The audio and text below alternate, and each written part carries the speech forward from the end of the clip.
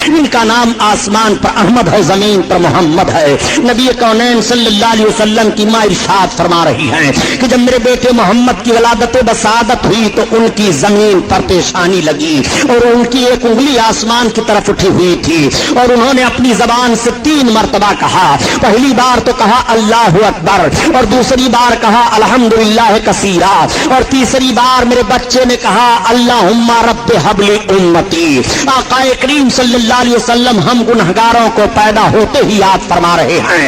आला हजरत अजीमुल बरकत इसी तरफ इशारा फरमाते हैं कि पहले सजदे पे रोज़े अज़ल से दुरूद, पहले सजदे पे रोज़े अज़ल से दुरूद और यादगारी उम्मत पे लाखों सलाम, लाखों सलाम। अल्लाह अल्लाह। आका करीम सल्लल्लाहु ताला अलैहि वसल्लम की वलादत बसादत हुई है। आप जरा मुलाहजा फरमाइए और इस बात को भी ज़हन फिक्र में रखते हुए चलिएगा कि अभी नबूवत रिसालत का ऐलान नहीं हुआ है। जब इस पार का ये आलम है उस पार का आलम क्या होगा। मेरे आका सल्लल्लाहु ताला अलैहि वसल्लम की माँ से एक यहूदिया औरत ने सवाल किया, ए आमना खातून इस वक्त मक्का में तो तेल की बड़ी किल्लत है, मगर ये बताओ कि तुम्हारे घर में रात भर रोशनी कैसे रहती है। तो नबी की माँ बयान फरमाती हैं कि जब से मेरे बच्चे मोहम्मद की वलादत बसादत हुई है मैंने अपने मकान में चिराग जलाया ही नहीं है। नबी कौनैन सल्लल्लाहु ताला अलैहि वसल्लम के नूर की वो रोशनी फैली हुई है। मेरे आका की वो मुकद्दस अजमत है। आका करीम सल्लल्लाहु ताला अलैहि वसल्लम की शान मुलाहजा फरमाइए। अभी नबूवत रिसालत का ऐलान नहीं हुआ है। नबी कौनैन सल्लल्लाहु ताला अलैहि वसल्लम के वलादत के वक्त आपकी माँ के पास जो औरतें जमा थी उन औरतों का बयान सुनिए। वो औरतें बयान कर रही हैं कि जब आमना खातून को वलादत का वक्त हुआ, मोहम्मद पैदा हुए तो उस वक्त हम औरतें उनके मकान में मौजूद थी। मकान के सहन में हमने ये देखा कि आसमान से चांद और सितारे झुके चले आ रहे हैं। ऐसा लग रहा था कि मकान के सहन में चांद और सितारे गिर पड़ेंगे। इस तरह से झुके चले आ रहे थे मोहम्मद की वलादत पर, आपकी पैदाइश पर। आला हजरत अजीमुल बरकत इसी तरफ इशारा फरमा रहे हैं कि सुबह तैबा में हुई बटता है बड़ा नूर का और सदका लेने नूर का आया है तारा नूर का। मक्का की सरजमीन पर सवेरे सवेरे नूर की खैरात बट रही है। मक्का की सरजमीन पर सवेरे सवेरे नूर लुटाया जा रहा है। इसीलिए तो आला हजरत अजीमुल बरकत फरमाते हैं कि मेरे आका के नूर का सदका इस तरह से लुटाया जा रहा था। आका करीम सल्लल्लाहु ताला अलैहि वसल्लम के नूर का सदका इस तरह से लूट रहे थे। उतार कर उनके रुख का सदका नूर का बट रहा था बड़ा कि चांद सूरज मचल मचल कर जबी की खैरात मांगते थे, कि चांद सूरज मचल मचल कर जबी की खैरात मांगते थे। आका करीम सल्लल्लाहु ताला अलैहि वसल्लम की वलादत बसादत हुई है। मेरे आका इस दुनिया में तशरीफ लाए हैं। आका करीम के नूर का सदका किसने नहीं लिया। चांद सितारे ने नूर का सदका लिया, सूरज ने नूर का सदका लिया। नबी पैदा हुए हैं। आका करीम अपनी माँ की गोद में है। तमाम औरतें जियारत करने के लिए आ रही हैं और अर्ज करती हैं, ए आमना खातून तुम्हें मुबारक हो, तुम्हारी गोद में जो बच्चा आया है तो खतना शुदा पैदा हुए हैं, इनके खतना की जरूरत ही नहीं है। मेरे आका सल्लल्लाहु अलैहि वसल्लम के हुस्न की जियारत तमाम कबीले के लोग कर रहे हैं। पूरे मक्का के घर घर में सरकार की वलादत की खबर फैल गई है। सारी औरतें सारे मर्द देखने के लिए आ रहे हैं। हजरत आमना खातून का घर जियारत गाह बना हुआ है। ऐसी भीड़ हो रही है कि देखने के बाद सारे लोग यही बयान दे रहे हैं कि इतना अजीम शान बच्चा मक्का की सरजमीन पर किसी कबीला में किसी खानदान में पैदा नहीं हुआ। मेरे आका के हुस्न का तस्करा हो रहा है। वलादत के वक्त जो बाप باتیں ظاہر ہوئی اس کا ذکر ہو رہا ہے۔ اس وقت کا دستور یہ تھا کہ باہر سے عورتیں آتی تھیں دودھ پلانے کے لیے، بچوں کو لے جایا کرتی تھی۔ مالدار گھر کے بچوں کو عورت حاصل کر لیتی، اس عورت کو مالدار خرید لیتا تھا کہ تمہارا سارا دودھ میرا بچہ پیے گا، میرے بچے کی تمہیں پرورش کرنی ہے۔ اس نوعیت کے تحت مکہ کی سرزمین سے 12 گھاٹیوں کے اس پار ایک آبادی تھی، قبیلے سعد کی آبادی، جہاں کے لوگ غربت و افلاس کے مارے ہوئے تھے، قحط سالی کے شکار ہوا کرتے تھے، ان میں بیماریاں پھیلی ہوئی تھی، وہ بہت پریشان حال تھے۔ 10 عورتیں تیار ہوئی کہ چلو مکہ میں مالدار گھروں پر بچوں کی پیدائش ہوئی ہے، وہاں سے بچے لے آئے جائیں اور دودھ پلا کر کے خدمت کی جائے، انعام و اکرام ملیں گے، اجرت حاصل ہوگی۔ انہی 10 عورتوں میں حضرت حلیمہ سعدیہ بھی ہیں۔ حضرت حلیمہ سعدیہ نے کہا میں جانے کی طاقت نہیں رکھ رہی ہوں۔ عورتوں نے کہا حلیمہ تمہیں چلنا پڑے گا۔ حلیمہ نے کہا دیکھو آج کئی روز کی میں بھوکی ہوں، پانی پر گزارا کر رہی ہوں، میری سواری کا جانور بھی بڑا کمزور ہو چکا ہے۔ عورتوں نے کہا نہیں حلیمہ تمہیں چلنا پڑے گا۔ حضرت حلیمہ کو بھی عورتوں نے تیار کر لیا، اب حلیمہ سے سواری پر سوار ہو کر کے چلی ہیں، مگر قافلہ کی عورتوں کی سواریاں طاقتور تھی، وہ آگے نکل جاتی ہیں، حلیمہ کی سواری پیچھے رہ جاتی ہے۔ راستے میں 7 جگہوں پر حلیمہ کی سواری کمزوری کی بنیاد پر بیٹھ جاتی ہے۔ تمام عورتوں تو مکہ میں پہنچ کر کے مالدار گھروں پر جا کر کے بچوں کو حاصل کر لیتی ہیں، مگر حلیمہ دیر میں پہنچی۔ حلیمہ جب پہنچنے کے بعد 2 گھروں کا جائزہ لیتی ہیں، پتہ یہ چلا کہ بچے خالی نہیں ہیں۔ حلیمہ پھر دوسرے گھر پر جاتی ہیں، پتہ چلا یہاں پر بھی کوئی بچہ نہیں ہے۔ کئی گھروں کا جائزہ لینے کے بعد حلیمہ مایوس ہو جاتی ہیں، تب تک ساتھ میں آنے والی ایک عورت مل گئی۔ حلیمہ سے پوچھا حلیمہ تمہیں کوئی بچہ ملا کہ نہیں ملا؟ حلیمہ نے کہا مجھے کوئی بچہ نہیں ملا۔ اس عورت نے کہا حلیمہ سنو، وہ دیکھو جو سامنے حویلی دکھائی دے رہی ہے، وہ سردار قریش عبد المطلب کی بڑی حویلی ہے، اس میں ایک مکان ہے، وہاں پر چلی چلو اے حلیمہ، وہاں ایک ایسا بچہ ہے، وہ بچہ یتیم ہے۔ اس عورت نے تو یہی کہا، مگر اسے کیا معلوم کہ وہ یتیموں کو سہارا دینے والے ہیں، وہ یتیموں کے غمخوار ہیں، وہ یتیموں کے چارہ جو ہیں۔ آقا کریم صلی اللہ تعالی علیہ وسلم کا پتہ وہ عورت حلیمہ کو بتا رہی ہے۔ اس عورت نے کہا اے حلیمہ اگر مجھے کوئی بچہ نہ ملا ہوتا تو میں اسی بچہ کو لیتی۔ حلیمہ نے کہا میں نے بھی کئی گھروں پر ان کا ذکر سنا ہے، چلو مجھے لے چلو۔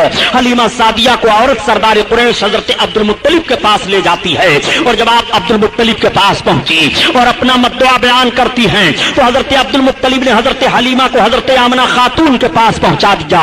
اب آپ حضرت آمنہ خاتون کے پاس پہنچ کر اپنے انداز سے سلام عرض کرتی ہیں اور عرض کرتی ہیں اے بہن آمنہ خاتون، میں نے سنا ہے کہ آپ کی گود میں بڑے حسین و جمیل ہیں، آئے ہوئے ہیں، میں ان کی خدمت کے لیے تیار ہوں۔ میں قبیلے سعد کی غریب عورت ہوں، مفلس و قلاش ہوں، میں اس لیے آئی ہوں تاکہ آپ کے بچے کی خدمت کروں، ہمیں مناسب اجرت مل جائے۔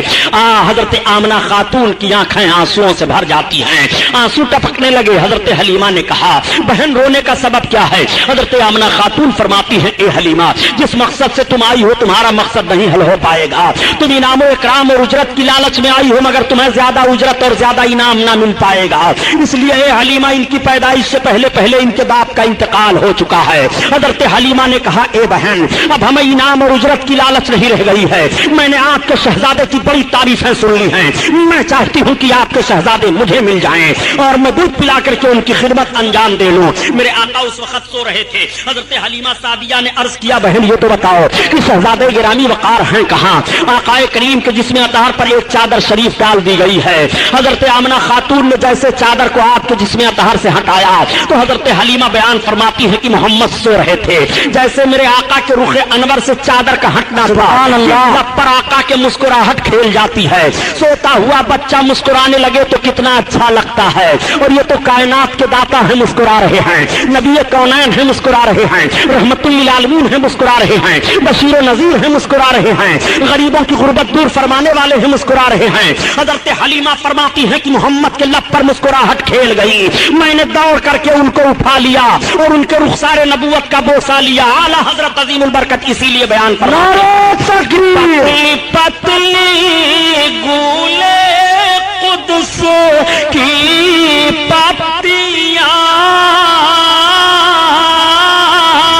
ان لبوں کی نزاکت پہ لاکھوں سلام، لاکھوں سلام، اللہ اللہ، آقا کریم صلی اللہ تعالیٰ علیہ وسلم کو حضرت حلیمہ سعدیہ اپنی گود میں اٹھا لیتی ہیں اور اٹھانے کے بعد چوم رہی ہیں، پیشانی اقدس کو چوم رہی ہیں اور عرض کرتی ہیں اے بہن واقعی آج تک میری نگاہ کیا تمام عورتیں بیان دے رہی ہیں کہ اتنا حسین و جمیل بچہ مکہ میں کسی خاندان میں پیدا نہیں ہوا۔ حضرت حلیمہ سعدیہ سرکار کو لے کر کے بیٹھ گئیں اور دودھ پلانے لگی۔ حضرت حلیمہ نے اپنے داہنی پستان کو پیش کیا، میرے آقا نے دودھ پی لیا۔ حضرت حلیمہ نے جب بائیں پستان کو پیش کیا تو سرکار نے دودھ پینا چھوڑ دیا۔ پھر حضرت حلیمہ نے داہنے پستان کو پیش کیا، میرے آقا نے پی لیا، اور بائیں کو پیش کیا، پھر سرکار نے چھوڑ دیا۔ اب حلیمہ کی سمجھ میں بات آ گئی۔ حلیمہ اس وقت دو بچوں کو دودھ پلا رہی تھی، ایک تو آقا کو پلا رہی تھی، دوسرے ایک شہزادے کو اور پلا رہی تھی۔ اگر میرے آقا دونوں پستان کا دودھ پی لیتے تو دوسرا پینے والا دودھ محروم رہ جاتا۔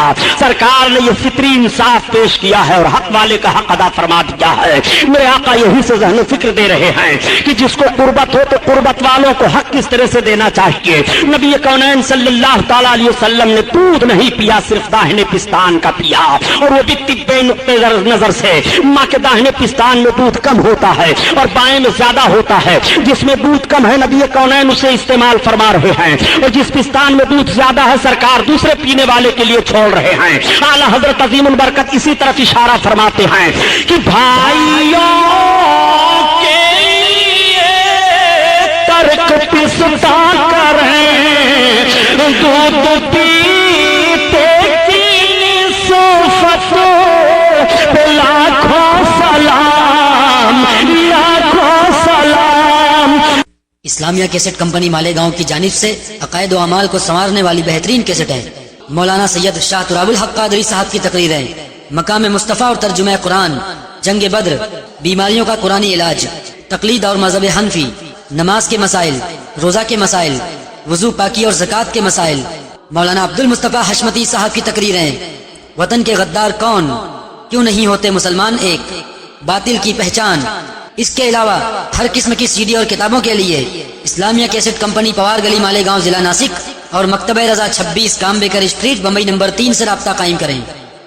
بھائیوں کے لیے ترک پستا کریں، دودھ پیتے کی نصفت پہ لاکھوں سلام، لاکھوں سلام۔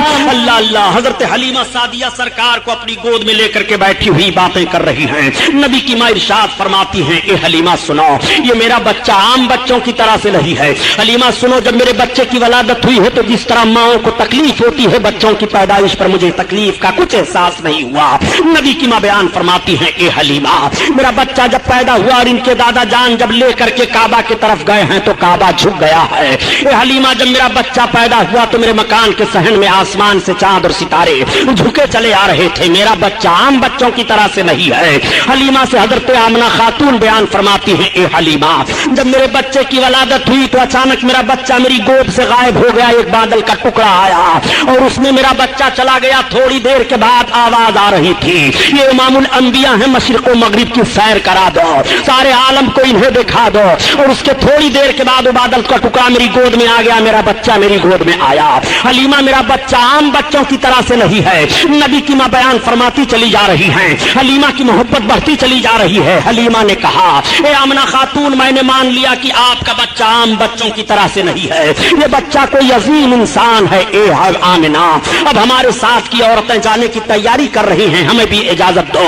نبی کونین صلی اللہ تعالی علیہ وسلم کی ماں آقا کو اپنی گود میں لیتی ہیں اور لینے کے بعد پیار کرتی ہیں، اور اس کے بعد حضرت حلیمہ خاتون کی گود میں بھیگی پلکوں کی چھاؤں میں دے دیا۔ حضرت آمنہ خاتون کی آنکھوں سے آنسو ٹپک رہے ہیں محبت کے۔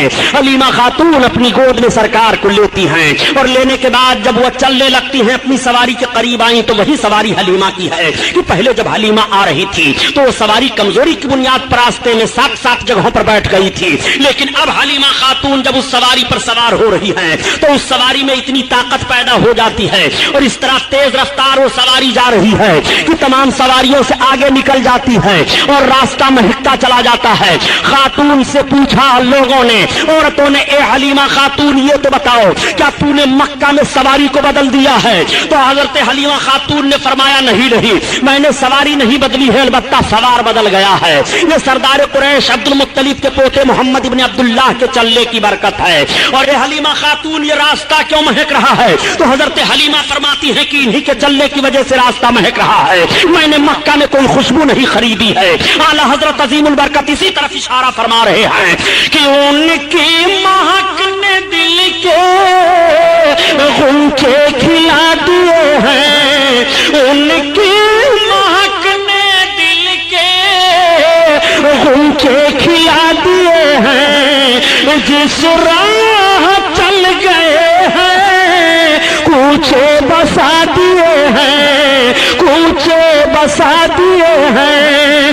حضرت حلیمہ سعدیہ سرکار کو لے کر کے چل رہی ہیں اور 12 پہاڑیوں کو گزر کر کے حضرت حلیمہ سعدیہ اپنی آبادی کے قریب پہنچ رہی ہیں، مگر ان 12 پہاڑیوں کا بھی نقشہ ملاحظہ فرمائیے۔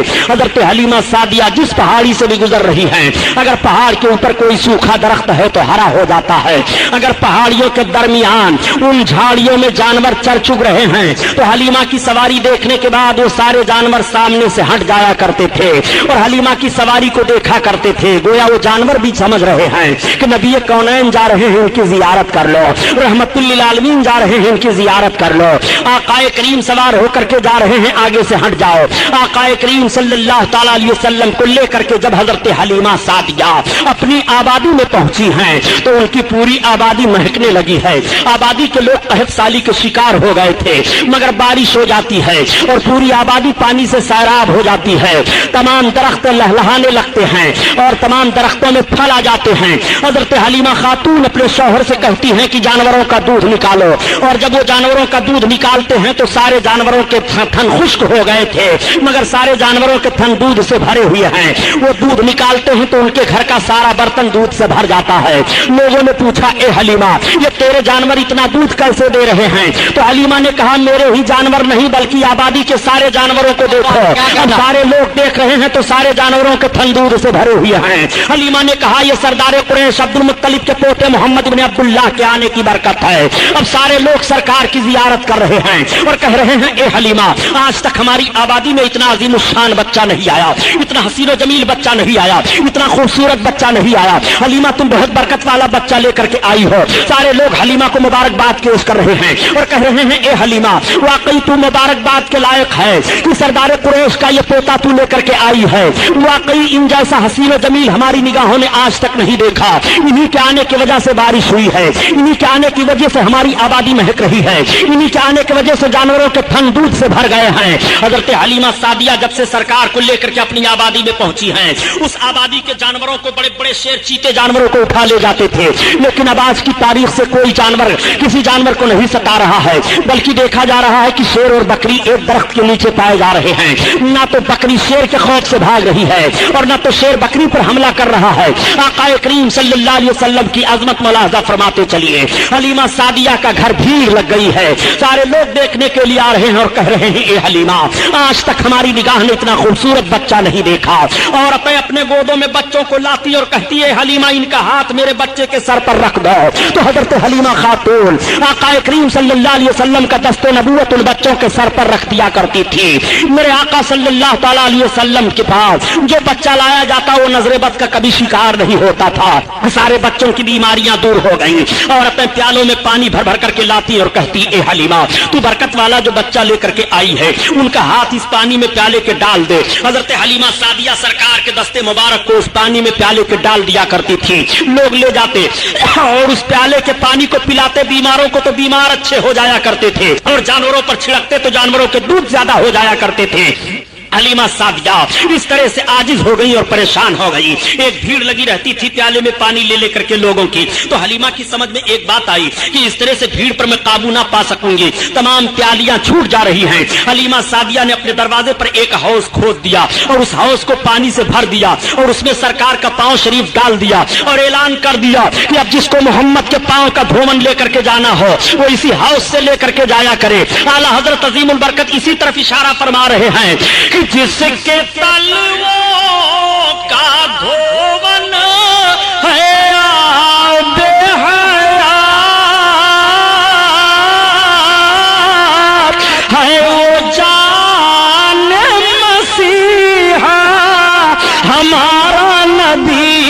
ہمارا نبی ہے وہ جان مسیحا ہمارا نبی ہمارا نبی اللہ اللہ نعرہ تکبیر نعرہ رسالت اب آپ ذرا غور فرمائیے ابھی نبوت و رسالت کا اعلان نہیں ہوا اور سرکار کے مقدس پاؤں شریف کا دھون پیا جا رہا ہے بیمار شفا پا رہے ہیں اور جانوروں پر ڈالا جا رہا ہے تو جانوروں کے دودھ زیادہ ہو رہے ہیں حلیمہ سعدیہ فرماتی ہیں کہ جس طرح سے بچے سال میں بڑھتے ہیں محمد کے جسمانی بڑھنے کا حال یہ تھا کہ وہ مہینے میں اتنا بڑھ رہے تھے حلیمہ سعدیہ فرماتی ہیں کہ جب تک میں ان کو جی بھر کر کے دیکھ نہیں لیتی تھی مجھے سکون نہیں ملتا تھا حضرت حلیمہ فرماتی ہیں کہ جیسے عام بچوں کی خدمت پر ماؤں کو تکلیف ہوا کرتی ہے مجھے اس طرح محمد کی خدمت پر کبھی بھی کوئی تکلیف نہ ہوئی حلیمہ سعدیہ فرما رہی ہیں کہ جب وہ جسم کے طور پر بڑھ رہے تھے تو ان کا حال یہ تھا کہ خوشبو تو پھیلتی ہی رہتی تھی اور جس میں سے خوشبو آتی ہی تو رہتی تھی میں جب بستر سے اٹھاتی تو بستر مہکتا رہتا تھا عورتیں آنے کے بعد کہتی ہے اے حلیمہ اے سعدیہ یہ تو کتنا مبارک اور خوشبودار بچہ لے کر کے آئی ہے کہ جس جگہ یہ لیٹے وہ جگہ مہک جاتی ہے جس مکان میں یہ رہے وہ مکان مہک جاتا ہے حضرت حلیمہ سعدیہ آقا کریم صلی اللہ تعالیٰ علیہ وسلم کو ایک روز دودھ پلاتی ہیں اور دودھ پلانے کے بعد رات کی تاریکی ہے چاند نکلا ہے چاندنی پھیلی ہے سلا دیتی ہیں آج بھی ماؤں کی عادت ہوتی ہے کہ مائیں جب اپنے بچوں کو دودھ پلاتی ہیں اور دودھ پلانے کے بعد سلا دیتی ہیں تو دیکھ لیتی ہیں کہ میرا بچہ سو رہا ہے کہ جاگ رہا ہے اگر بچہ سو جاتا ہے تو ماں مطمئن ہو جاتی ہے اور اگر بچہ جاگتا ہوتا ہے تو ماں اپنے بچے کو تھپکیاں دے دے کر کے سلانے کی کوشش کرتی ہے ٹھیک حضرت حلیمہ سعدیہ نے سرکار کو دودھ پلایا اور دودھ پلانے کے بعد سلا دیا اب حضرت حلیمہ کہہ رہی ہے کہ میں نے غور کیا کہ لاؤ دیکھو محمد سو رہے ہیں کہ جاگ رہے ہیں تو حلیمہ کہتی ہے جیسے میری نگاہ پڑی تو میں نے دیکھا کہ ان کی ایک انگلی داہنی طرف جا رہی ہے اور کبھی بائیں طرف جا رہی ہے اور کبھی سرہانے کی طرف جا رہی ہے اور کبھی پائتی کی جانب جا رہی ہے حلیمہ کہتی ہے جب میں نے غور کیا تو محمد کی انگلی جدھر جدھر جا رہی تھی آسمان پر چاند اسی طرف جا رہا تھا اگر وہ اپنی انگلی داہنی طرف لے جا رہے ہیں تو چاند داہنی طرف جا رہا ہے اگر انگلی کو سرہانے کی طرف لے جا رہے ہیں تو چاند سرہانے کی طرف جا رہا ہے اگر انگلی کو پائتی کی جانب لے جا رہے ہیں تو چاند پائتی کی جانب جا رہا ہے جدھر جدھر ان کی انگلی گھوم رہی ہے آسمان پر چاند اسی طرف گھوم رہا ہے اعلیٰ حضرت عظیم البرکت اسی طرف اشارہ فرماتے ہیں کہ چاند جھک جاتا جدھر انگلی اٹھاتے مہد میں کیا ہی چلتا پر کھلونا نور کا آئیے تقریر نعرہ تکبیر نعرہ رسالت نعرہ رسالت جشن رحمت للعالمین حضرت علامہ مولانا غلام محی الدین صاحب قبرا نعرہ تکبیر سبحان اللہ صلی اللہ تعالیٰ علیہ وسلم کا کریمانہ حال ملاحظہ فرمائیے حضرت حلیمہ سعدیہ فرماتی ہیں کہ میں دیکھ کر کے دنگ رہ گئی حضرت حلیمہ فرماتی ہیں یہ محمد کا عالم ہے تمام عورتوں سے حضرت حلیمہ سعدیہ ذکر کر رہی ہیں آقا کریم صلی اللہ تعالیٰ علیہ وسلم حضرت حلیمہ کی گود میں ہیں عورتیں دیکھنے کے بعد کہتی ہیں حلیمہ کتنا برکت والا بچہ لے کر کے آئی ہو پورے قبیلے سعد میں شہرا ہے آقا کریم کی برکتیں ظاہر ہیں حلیمہ سعدیہ سرکار کو دودھ پلا رہی ہیں اور بیان دیتی ہیں جس طرح سے بچوں کی خدمت پر پرورش کو ماں کو تکلیف ہوتی ہے مجھے کبھی بھی اس کا احساس نہیں ہوا میرے آقا صلی اللہ تعالیٰ علیہ وسلم دودھ پینا جب چھوڑ دیتے ہیں تو حضرت حلیمہ سعدیہ سرکار کو لے کر کے آپ کی ماں کے پاس آ گئی اور پھر اجازت لیتی ہے کہتی ہے بہن آمنہ خاتون ان کو ہمارے پاس چند برس اور رہنے دو چنانچہ حضرت آمنہ خاتون سے اجازت لے کر کے سرکار کو پھر لے کر کے چلی جا رہی ہیں اب میرے آقا حضرت حلیمہ رضی اللہ تعالیٰ عنہ کے گھر ہیں سرکار جسمانی حالت پر ایسے ماحول میں پہنچ گئے کہ میرے سرکار زمین پر تشریف فرما ہو کر کے چل رہے ہیں مگر قدم میں کوئی لڑکھڑاہٹ نہیں ہے کوئی لغزش نہیں ہے کوئی لرزہ نہیں ہے دیکھنے والے دیکھ کر کے حیران رہ جاتے ہیں اے حلیمہ تو نے جس بچے کی خدمت کی ہے ان کا چلنا ذرا دیکھو اور بچے جب چلتے ہیں تو اپنے دونوں پاؤں کے بل گھسٹتے ہوئے چلتے ہیں مگر میرے سرکار کبھی پاؤں کے بل گھسٹتے ہوئے نہیں چلے مکمل سیدھے انداز سے کھڑے ہو کر کے چل رہے ہیں اور قدم میں لغزش اور لرزہ نہیں ہے بلکہ عقل آواز دے رہی ہے ہم کو بننا ہے نشان راہ منزل دوستو ہم اگر بھٹکے تو کتنے کارواں کھو جائیں گے آقا کریم صلی اللہ علیہ وسلم اس طرح سے چل رہے ہیں دیکھنے کے بعد لوگ اشاش کر رہے ہیں اور تعجب کر رہے ہیں اور سارے بچوں کی چال دیکھ رہے ہیں مگر میرے آقا کی رفتار عجیب ہے مثال نہیں ہے میرے سرکار کے چلنے کا کوئی جواب نہیں ہے تمام قبیلہ کے مرد اور عورتیں دیکھ کر کے سب حیران رہ جاتے ہیں حلیمہ ذرا ان کا چلنا دیکھو واقعی بہت برکت والا بچہ لے کر کے آئی ہو حلیمہ آج تک اس رفتار سے ہم لوگوں نے بچوں کو چلتے ہوئے نہیں دیکھا میرے سرکار اچھے انداز سے چل رہے ہیں ایک مرتبہ میرے آقا صلی اللہ تعالی علیہ وسلم نے حضرت حلیمہ سعدیہ سے ارشاد فرمایا امی یہ تو بتاؤ کہ عبداللہ کہاں جایا کرتے ہیں حضرت حلیمہ کے لڑکے عبداللہ تھے تب تک حلیمہ نے عرض کیا بیٹا تمہارے بھائی عبداللہ جنگل میں بکریوں کو لے کر کے چرانے کے لیے جایا کرتے ہیں آقا نے ارشاد فرمایا امی کل سے میں بھی جانا چاہتا ہوں حلیمہ عرض کرتی ہے بیٹا میں تمہیں حکم تو نہیں دے سکتی مگر جانا چاہتے ہو تو تمہارے لیے کوئی روک نہیں ہے جب شام کو حضرت عبداللہ حضرت حلیمہ کے لڑکے آئے گھر تو حضرت حلیمہ نے بیان دیا بیٹا کل جب تم بکریوں کو لے کر کے جانا تو اپنے حجازی بھائی محمد کو بھی لیتے جانا ساتھ میں آج جب کچھ لوگ کہہ دیا کرتے ہیں کہ نبی کریم صلی اللہ تعالیٰ علیہ وسلم بکریاں چراتے تھے میں عرض کرتا ہوں پیارے ذرا جملہ سنبھالو تاکہ ایمان کا جنازہ نہ نکل لے پائے میرے آقا صرف بکریاں ہی چرایا نہیں کرتے تھے بلکہ بکریوں کے چرانے کا پس منظر بھی ملاحظہ کرا میرے سرکار بکریاں چرانے تو ضرور جا رہے ہیں جنگل میں مگر اس ماحول پر نگاہ تو رکھو تاکہ عظمت مصطفیٰ تمہارے دل میں بیٹھ جائے اور تمہارے ایمان کا جنازہ نہ نکل لے پائے آقا کریم صلی اللہ تعالیٰ علیہ وسلم صبح جب ہوئی حضرت عبداللہ نے اپنی بکریوں کو کھول کر کے کٹگھرے سے نکالنا چاہا بکریاں ساری نکل آتی ہیں میرے آقا بھی تشریف فرما ہو گئے اب عبداللہ ہانک رہے ہیں بکریوں کو مگر بکریاں چل نہیں رہی ہیں عبداللہ نے حضرت حلیمہ کو پکارا امی یہ بکریاں تو چل نہیں رہی ہیں تب تک حضرت حلیمہ نے دیکھا اور دیکھنے کے بعد کہا اے بیٹا عبداللہ یہ بکریاں محمد کے آگے آگے نہیں چلیں گی تم محمد کو لے کر کے آگے ہو جاؤ پھر بکریاں آگے پیچھے چلیں گی میں عرض کرتا ہوں اے مسلمانوں یہ جانور بھی پہچان رہے ہیں یہ نبی ہے ان کے آگے آگے نہ چلو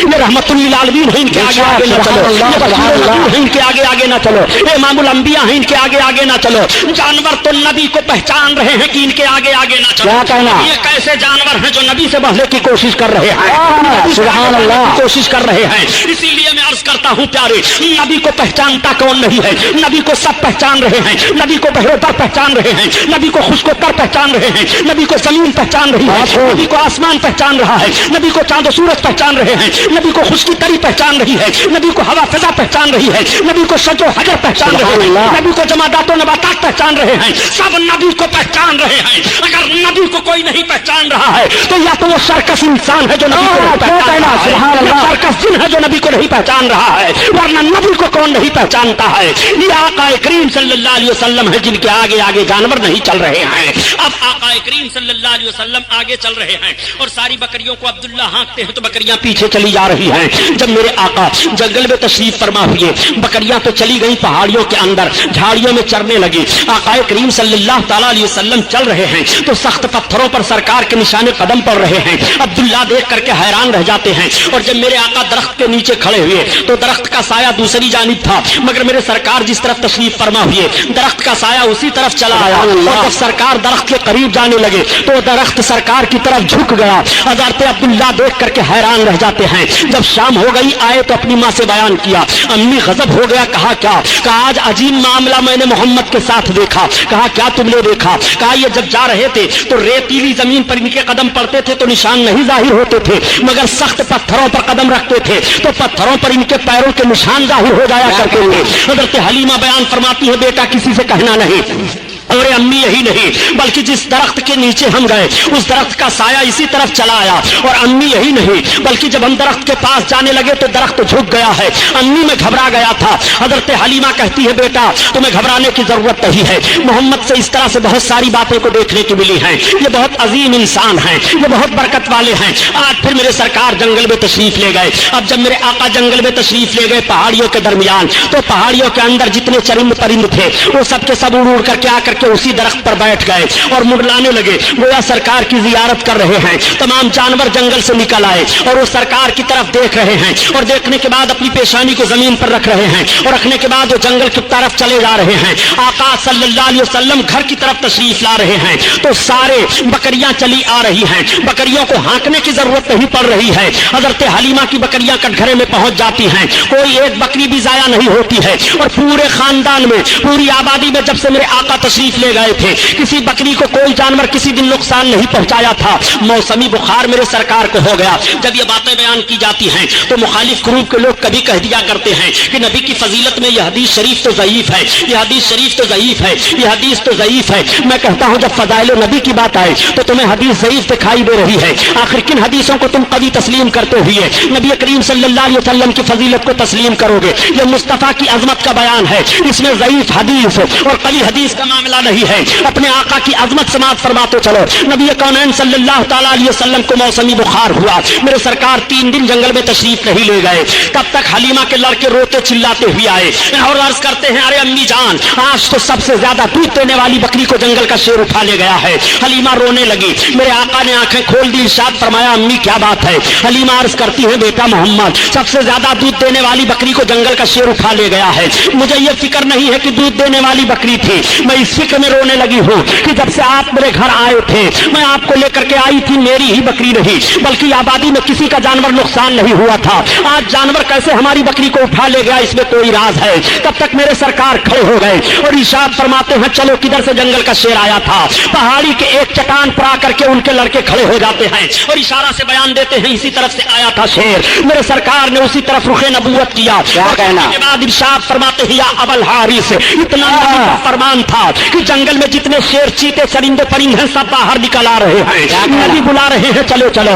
बुला रहे हैं, चलो चलो। इमामुल अंबिया बुला रहे हैं, चलो चलो। रहमतुल लिल आलमीन बुला रहे हैं, चलो चलो। सारे जानवर चले आ रहे हैं और सारे के सारे लोग लाइन से खड़े हो जाते हैं। तब तक जंगल का एक बूढ़ा शेर निकलता है और बकरी का कान पकड़े लिए हुए चला आ रहा है। उसने बकरी को छोड़ दिया, बकरी उधर चली गई। हजरत हलीमा सरकार का चेहरा देख रही हैं। मेरे आका ने जानवरों से इरशाद फरमाया, मेरी बकरी क्यों उठा ले गए थे? तो हलीमा कह रही हैं कि मोहम्मद की बोली तो मैं समझ रही थी, मगर जानवर क्या बोल रहे थे इसको मैं ना समझ पाई। हलीमा ने दामन थामा, अर्ज किया, बेटा जानवर तुमसे कैसी बातें कर रहे थे? तो आका इरशाद फरमाते हैं, ए अम्मी, जब मैंने उन जानवरों से पूछा कि मेरी बकरी क्यों उठा ले गए थे, तो उन जानवरों ने यही जवाब दिया कि आज 3 दिन का अरसा गुजर गया था, आप आए नहीं थे, आपका चेहरा देखने को नहीं मिला था। तो सारे जानवरों ने मशवरा किया कि हलीमा की बकरी उठा लाओ, छुड़ाने के लिए आप ही आ जाएंगे और आप ही की जियारत नसीब हो जाएगी, इसलिए काम किया गया। जानवर हैं जो नबी का चेहरा देखने के लिए तरस रहे हैं और जंगल के जानवर सरकार का चेहरा देखने के लिए निकल आ रहे हैं। यही वजह है कि हलीमा के घर जब तक मेरे आका हैं, आबादी के लोग जब जाते सवेरे तो सरकार का मुकद्दस चेहरा देख कर जाते और हलीमा से कहते, ए हलीमा, मोहम्मद का चेहरा हमें दिखा दिया करो। जब उनका चेहरा हम देख करके जाया करते हैं तो हमारा दिल भलाई से गुजर जाया करता है। ए हलीमा, जब हम उनका चेहरा देख करके जाते हैं तो हमारा काम बन जाया करता है। ये मेरे आका का मुकद्दस चेहरा है कि जब देख करके लोग जाएं तो काम बन जाया करे, दिन भर भलाई से गुजर जाए। और एक उन लोगों का भी चेहरा है कि निगाह पड़ जाए तो दिन भर खाना पानी दाना नहीं मिलेगा, एक्सीडेंट हो जाएगा, सवारी नहीं मिलेगी। खुदा की कसम, नबी के चेहरे का हाल तो यह है कि रब ताला रुखे नबूवत की कसम याद फरमा रहा है, वद्दुहा वल्लैलि इज़ा सुबहान अल्लाह, तुम्हारे रुखे रोशन की कसम है, तुम्हारे जुल्फे मुअम्बरी की कसम है। नबी आखिरुज़्ज़मा सल्लल्लाहु अलैहि वसल्लम का वह मुकद्दस चेहरा है कि जिनके चेहरे की कसम रब याद फरमा रहा है। आओ, जानवर देखने के लिए तरस रहे हैं। आओ, बातें बताने की बात नहीं है प्यारे, बल्कि समझने की बात है। ऐलाने नबूवत के बाद का एक माहौल अर्ज करता चलूं ताकि आपके जहन में बात नशीन हो जाए। आज लिखने वाले ने लिख दिया अपनी किताब में, माज़अल्लाह, कि मोहम्मद रसूलुल्लाह को उर्दू जबान मदरसे देवबंद से मालूम हुई है। मैं अर्ज करता हूँ, अगर तारीख का एक हवाला भी गलत साबित हो तो जो चोर की सजा गुलाम मुहिउद्दीन सुबहानी की, और अगर तारीख का हवाला सही है तो तुम ऐसे बदकियानतों से अलग होकर के रसूल के इश्क में आओ, रसूल के इश्क को अपने सीने में बसाओ और रसूलुल्लाह के आशिक बन करके जिंदगी गुजारो। नबी कौनैन सल्लल्लाहु अलैहि वसल्लम सारे आलम के लिए नबी हैं और सारे आलम के लिए रहमत हैं। हर एक की जबान मेरे आका समझ रहे हैं, चाहे हिंदुस्तानी हो उसकी भी जबान समझ रहे हैं, ईरानी हो उसकी भी जबान समझ रहे हैं, अरबी हो उसकी भी जबान समझ रहे हैं, सारी दुनिया के इंसानों की जबान समझ रहे हैं, जानवरों की जबान समझ रहे हैं, चरिंदो परिंद की जबान समझ रहे हैं, इसलिए कि नबी कौनैन बनकर के तशरीफ लाए हैं, वो सबकी जबान समझ रहे हैं। अरे यारो याद रखो, हजरत आदम अलैहिस्सलातु तस्लीम को 7 लाख जबानों का इल्म था और इस वक्त दुनिया में सिर्फ 30,000 जबानें बोली जा रही हैं, 30,000 जबानें बोली जा रही हैं और हजरत आदम अलैहिस्सलाम को 7 लाख जबानों का इल्म था। नबी कौनैन सल्लल्लाहु अलैहि वसल्लम तो इमामुल अंबिया हैं, नबी को अल्लाह ताला ने सारे उलूम अता फरमा दिए हैं, कोई ऐसी जबान नहीं है जिस जबान को मेरे आका ना जान रहे हों। आका करीम सल्लल्लाहु ताला अलैहि वसल्लम किस तरह जबानों को समझ रहे हैं। देखो मैंने ये दावा किया है, आज ये आका सल्लल्लाहु अलैहि वसल्लम जलवा अफरोज हैं, रिसालत व नबूवत का ऐलान हो चुका है, कलमा की तबलीग हो रही है, मेरे सरकार तशरीफ ले जा रहे हैं। रास्ते में एक शिकारी एक हिरन को शिकार के लिए आ रहा है, हिरन की निगाह पड़ जाती है, जैसे रुखे नबूवत पर हिरन की निगाह पड़ी, हिरन रोने लगी, आंखों से आंसू बहने लगे। वो मेरे सरकार जो जानवरों का रोना भी न पसंद फरमाए, न गवारा हो इंसानों के रोने को आका कब गवारा करेंगे। मेरे आका सल्लल्लाहु अलैहि वसल्लम से हिरन अर्ज कर रही है, या रसूल अल्लाह मुझको इस शिकारी ने शिकार कर लिया है, या रसूल अल्लाह मेरे 2 छोटे छोटे बच्चे हैं, मैं उन अपने बच्चों को दूध पिलाती हूँ, या रसूल अल्लाह इस शिकारी के शिकार से मुझे आजाद करा दीजिए, मैं अपने छोटे बच्चों को दूध पिला करके या रसूल अल्लाह फिर इस शिकारी के शिकार में आ जाऊंगे। ए मेरे आका आप रहम फरमा दें, आप करम फरमा दें। उस हिरन ने यह फरियाद पेश की और जैसे उसने यह फरियाद पेश की, आका फरमाते शिकारी, उसने कहा हाँ। आका ने फरमाया देखिए शिकार मुझसे कह रही है कि इसके 2 छोटे छोटे बच्चे ही से तू आजाद कर दे, ये अपने बच्चों को दूध पिलाने के बाद तेरे शिकार में आ जाएगी। उसने कहा आप कैसी बात कह रहे हैं, भला शिकार भी छूट जाने के बाद शिकार में आता है। आका ने फरमाया सुन, और शिकारियों के शिकार होंगे जो छूट जाएंगे, वो नहीं आएंगे, मगर ये मेरा शिकार है, ये आजाद होने के बाद भी मेरे शिकार में रहेगा, मैं जिम्मेदारी लेता हूँ। आका करीम सल्लल्लाहु अलैहि वसल्लम के कहने पर उस शिकारी ने छोड़ दिया, हिरन आजाद हुई। हिरन जाने के बाद अपने दोनों बच्चों को दूध पिलाती है और दूध पिलाने के बाद जब वापस चलने लगी, बच्चे माँ की छाती नहीं छोड़ रहे हैं। हिरन ने कहा बच्चों तुम्हारा पेट भर गया, अब तुम छोड़ दो। अब तुम्हारा पेट कैसे भरेगा ये मुझे मालूम नहीं। बच्चों से माँ ने जब ये कहा बच्चे तड़प गए। माँ ने कहा ए बच्चों, मैं रसूलुल्लाह सल्लल्लाहु ताला अलैहि वसल्लम से वादा करके आई हूँ, इतना सुनना था कि बच्चे भी माँ के साथ चल रहे हैं। हिरन आ रही है, आका तशरीफ फरमा है, सरकार की निगाह नबूवत पड़ी, इरशाद फरमाते हो शिकारी हो देख तेरा शिकार आ रहा है। जैसे उसकी निगाह पड़ी कि हिरन आ रही है, उसके साथ दोनों बच्चे भी आ रहे हैं। उसने अर्ज किया या रसूल अल्लाह अब हमें आप अपने शिकार में लीजिए, बाद में मैं शिकार को लूंगा। सरकार का कलमा पढ़ा, इस्लाम में दाखिल हो गया। आका करीम सल्लल्लाहु अलैहि वसल्लम ने किस तरह से हिरन को आजादी दिलाई है, मेरे सरकार हिरन की भी फरियाद को पहुंच रहे हैं और उसकी भी बोली समझ रहे हैं। आओ सरकार की बारगाह में एक सहाबी हाजिर आए और अर्ज करते हैं या रसूल अल्लाह मेरा ऊंट दीवाना हो गया है, सरकार में जब उसके करीब जाता हूं तो काटने दौड़ता है। आका तशरीफ ले गए सहाबी के बाग में जहां पर वो ऊंट था। सहाबी ने अर्ज किया या रसूल अल्लाह ऊंट के करीब ना जाएं, ऐसा ना हो कि ऊंट आपको तकलीफ दे दे। आका फरमाते हैं घबराने की जरूरत नहीं है। जब ऊंट के करीब गए तो सरकार ऊंट के करीब बढ़ा और करीब बढ़ने के बाद आका के कदम मुबारक पर अपने मुंह को रख दिया और रखने के बाद बिलबिलाने लगा और अर्ज करने लगा या रसूल अल्लाह ये मेरा मालिक है, ये मेरा मालिक मुझसे काम ज्यादा लेता है और मुझे चारा कम देता है। या रसूल अल्लाह मेरा जिस्म कमजोर हो गया। एक सहाबी सुनो, ये ऊंट मुझसे कह रहा है कि तुम इसको चारा कम दे रहे हो और इससे काम ज्यादा ले रहे हो, ये कमजोर हो गया है, तुम इसको चारा ज्यादा दिया करो, जब ये तवाना हो जाए तब तुम इससे काम लेना। उसी मौका पर मेरे आका ने इरशाद फरमाया कि तुम अपने जानवरों को दिन बार रात में 70 बार दाना और पानी दिया करो। जिस नबी ने जानवरों पर इतना रहम फरमाया हो उस नबी का रहमो करम होगा। वो नबी सारे आलम के लिए रहमत बन करके तशरीफ लाए हैं, वो रहमतुल लिल आलमीन है। जानवरों पर किस तरह रहमत हो रही है, मेरे सरकार ने जानवरों पर किस तरह करम फरमाया है। मेरे आका तशरीफ फरमा है, तब तक परिंदे हाजिर हो जाते हैं और अर्ज करते हैं या रसूल अल्लाह ये आपकी उम्मत के छोटे छोटे बच्चे हमारे घोंसलों को उजाड़ दिया करते हैं। या रसूल अल्लाह हम परिंदे तिनकों को चुक चुक करके लाते हैं और घोंसले बनाते हैं, सरकार अपने इन उम्मत के बच्चों को आप मना फरमा दे। आका ने इरशाद फरमाया ए सहाबियों तुम अपने बच्चों को रोक दो, कोई बच्चा किसी परिंदे के घोंसले को न उजाड़े।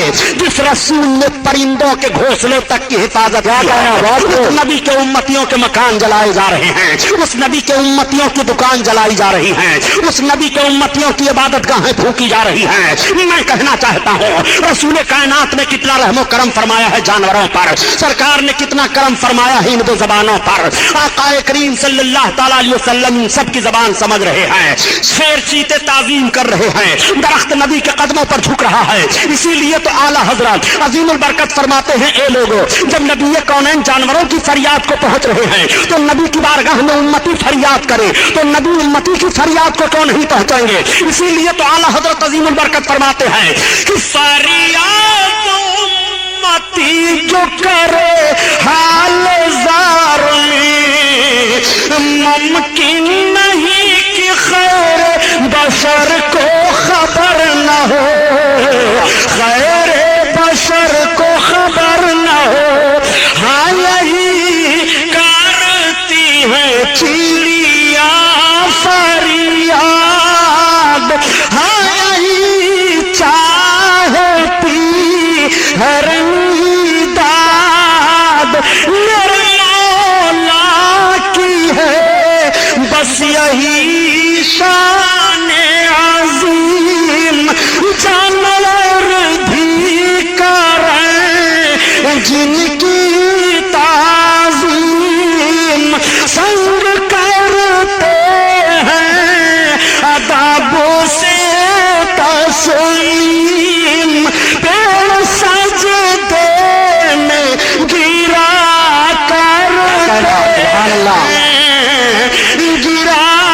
करते हैं। सुभान अल्लाह। वसल्लम की उम्र शरीफ 4 बरस की हो गई है। नबी कौनैन सल्लल्लाहु ताला अलैहि वसल्लम की उम्र शरीफ 4 बरस की है। एक रोज मेरे सरकार पहाड़ी के एक चट्टान पर तशरीफ ले गए। तब तक फिर हलीमा के बच्चे दौड़े दौड़े आए और अर्ज करते हैं, अरे अम्मी आज तो बड़ा गड़बड़ मामला हो गया। हलीमा ने कहा वो क्या? कहा चलो देखो, भाई मोहम्मद को किसी ने शहीद कर दिया। इतना सुनना था कि हजरत हलीमा बेकरार हो गई और बेकरारी के आलम में हजरत हलीमा भागती चली जा रही है। जब पहाड़ी के ऊपर पहुंची तो देखा कि मेरे सरकार खड़े होकर के मुस्कुरा रहे हैं। हलीमा ने पेशानी का बोसा लिया और अर्ज किया, बेटा क्या हुआ? आका इरशाद फरमाते हैं, अम्मी मैं यहीं खड़ा था, 2 आने वाले आए, उन्होंने मुझे जमीन पर सुला दिया, मेरे सीने को शक कर दिया मगर खून का एक कतरा नहीं निकला। और अम्मी ना तो मुझे कुछ दर्द हुआ, मेरे सीने के अंदर से उन्होंने कुछ निकाला और कुछ रखा, जब से मुझे बड़ी तसल्ली हासिल है।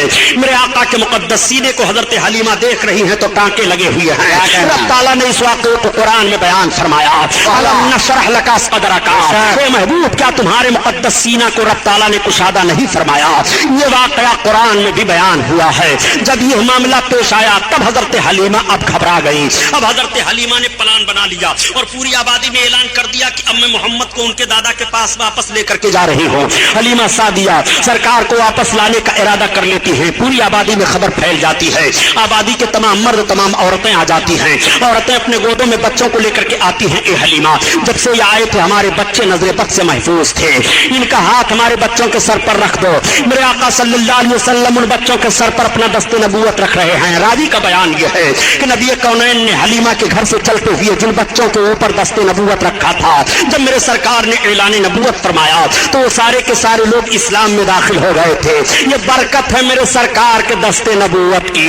इसीलिए तो आला हजरत अजीमुल बरकत फरमाते हैं कि तुम अपने आका के दस्ते नबूवत को देखना चाहते हो, खुदा कसम, खुदा की कसम, नबी के दस्ते नबूवत का हाल यह है कि हाथ जिस्म उठा गनी कर दिया,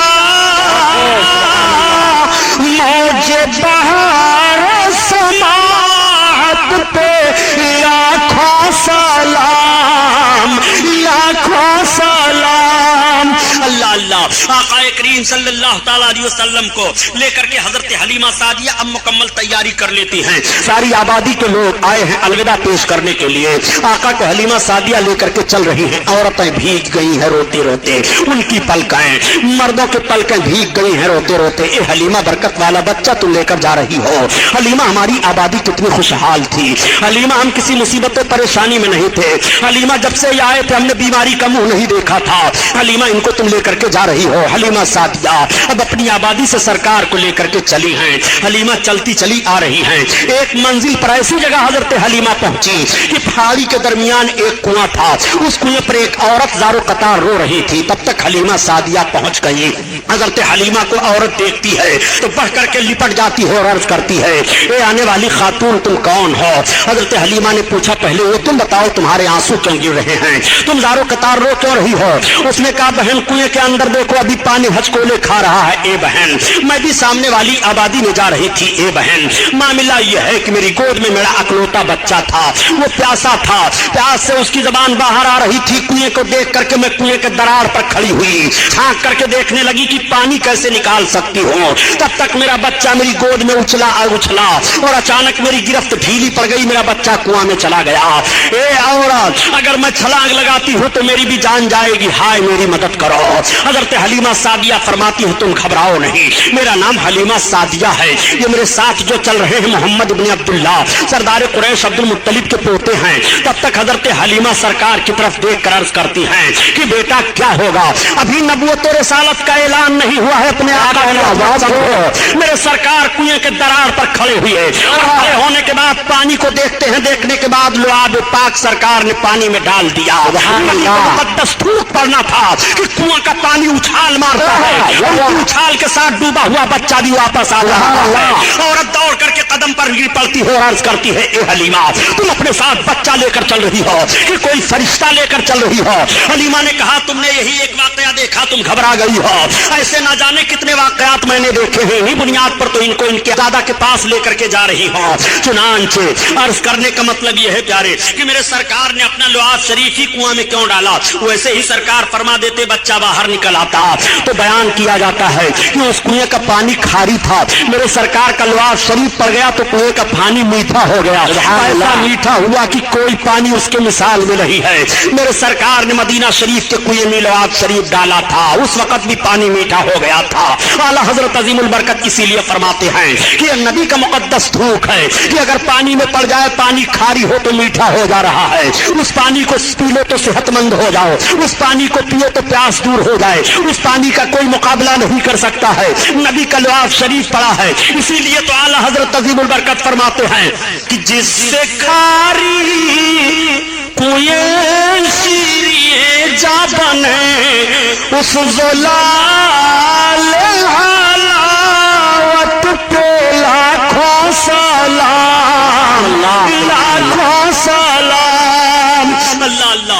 आक़ाए करीम सल्लल्लाहु ताला अलैहि वसल्लम को लेकर के अब हजरत हलीमा सादिया चली।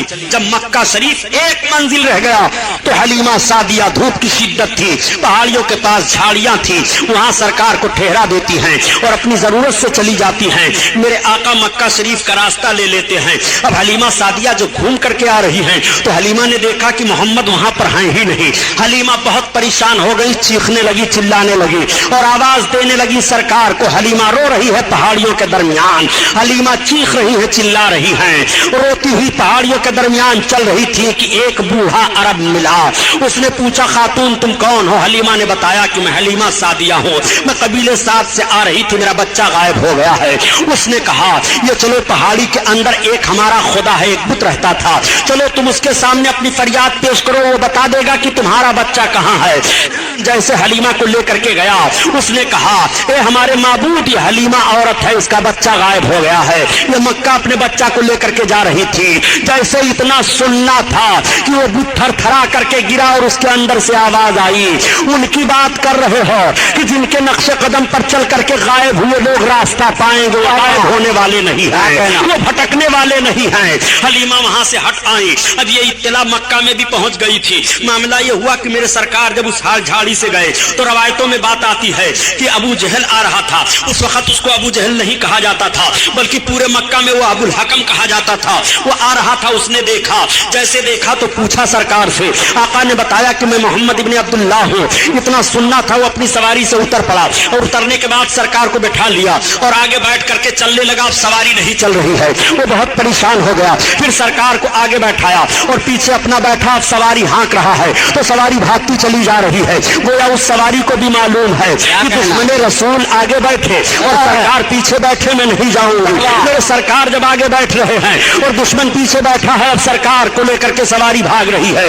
मक्का में इत्तला पहुंच चुकी थी कि हलीमा सरकार को लेकर के आई थी और रास्ते में कहीं मेरे आका गायब हो गए। आका के दादा जान हजरत अब्दुल मुत्तलिब भी तैयारी करके निकलने वाले थे, तब तक अबू जहल पहुंच गया और पहुंचने के बाद कहा, ये सरदार कुरैश, ये लीजिए आपके पोते मोहम्मद हैं। ये मैं नहीं जानता कि ये मेरे साथ क्या करेंगे, लेकिन ऐसा ऐसा मामला पेश आया है।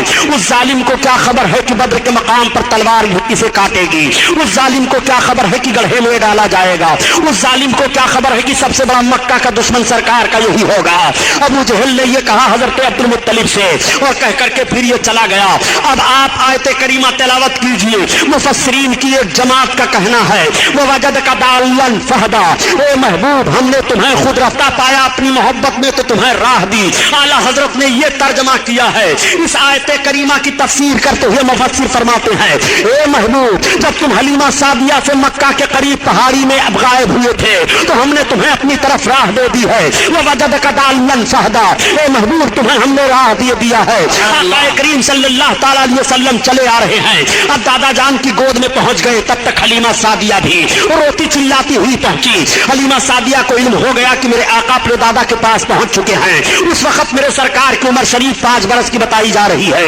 आका करीम सल्लल्लाहु अलैहि वसल्लम के दादा जान ने हजरत हलीमा के पहुंचने पर हलीमा को तसल्ली दी और फरमाया कोई परेशानी की बात नहीं है। हजरत हलीमा को 1000 ऊंट और 50 रतल सोना आपके दादा जान ने सरकार के दूध पिलाने की खिदमत में दे दिया। इतना किसी औरत को इनाम नहीं मिला था जितना हलीमा सादिया को इनाम मिला है। वही हलीमा जो गुर्बत व अफलास की मारी हुई थी, मुफलिस व कल्लास थी, मगर वही हलीमा अम्मालदार हो जा रही है। हलीमा 1000 ऊंट के मालिक हो गई और 1000 ऊंट की मालिका बनने के बाद 50 रतल सोना भी उन्हें मिल जाता है। हलीमा ये सारी रकम सारी जायदाद लेकर के अपने घर वापस हो रही है। मेरे सरकार दादा जान के पास रह रहे हैं। आका करीम सल्लल्लाहु अलैहि वसल्लम की माँ सरकार को लेकर के कुछ दिन के बाद मदीना शरीफ की तरफ चल पड़ी और जब मकाम अबवा में सरकार की माँ पहुंची तो आका के वालदा की तबीयत खराब हो गई और वहीं पर सरकार की माँ का विसाल शरीफ हो गया। वहीं पर आपके मज़ार अनवर को की जियारत हुई, लेकिन चंद साल हुए कि वहां पर दो खबीस हुकूमत ने आका के वालदे करीमा के मज़ार पाक को ढा दिया। माज़अल्लाह आका करीम सल्लल्लाहु ताला अलैहि वसल्लम के माँ की एक कनीज थी, वो सरकार को मक्का वापस लेकर के चली आई, मदीना नहीं गई। अब मेरे सरकार अपने दादा जान के पास रह रहे हैं। दादा जान को सरकार से बड़ी मोहब्बत है। जब तक हजरत अब्दुल मुत्तलिब सरकार को खिला नहीं देते हैं, खुद खाते नहीं। जब तक मेरे आका सो नहीं जाते हैं तब तक हजरत अब्दुल मुत्तलिब सोते नहीं हैं। वो जहां जहां चलते हैं सरकार को साथ लिए रहते हैं।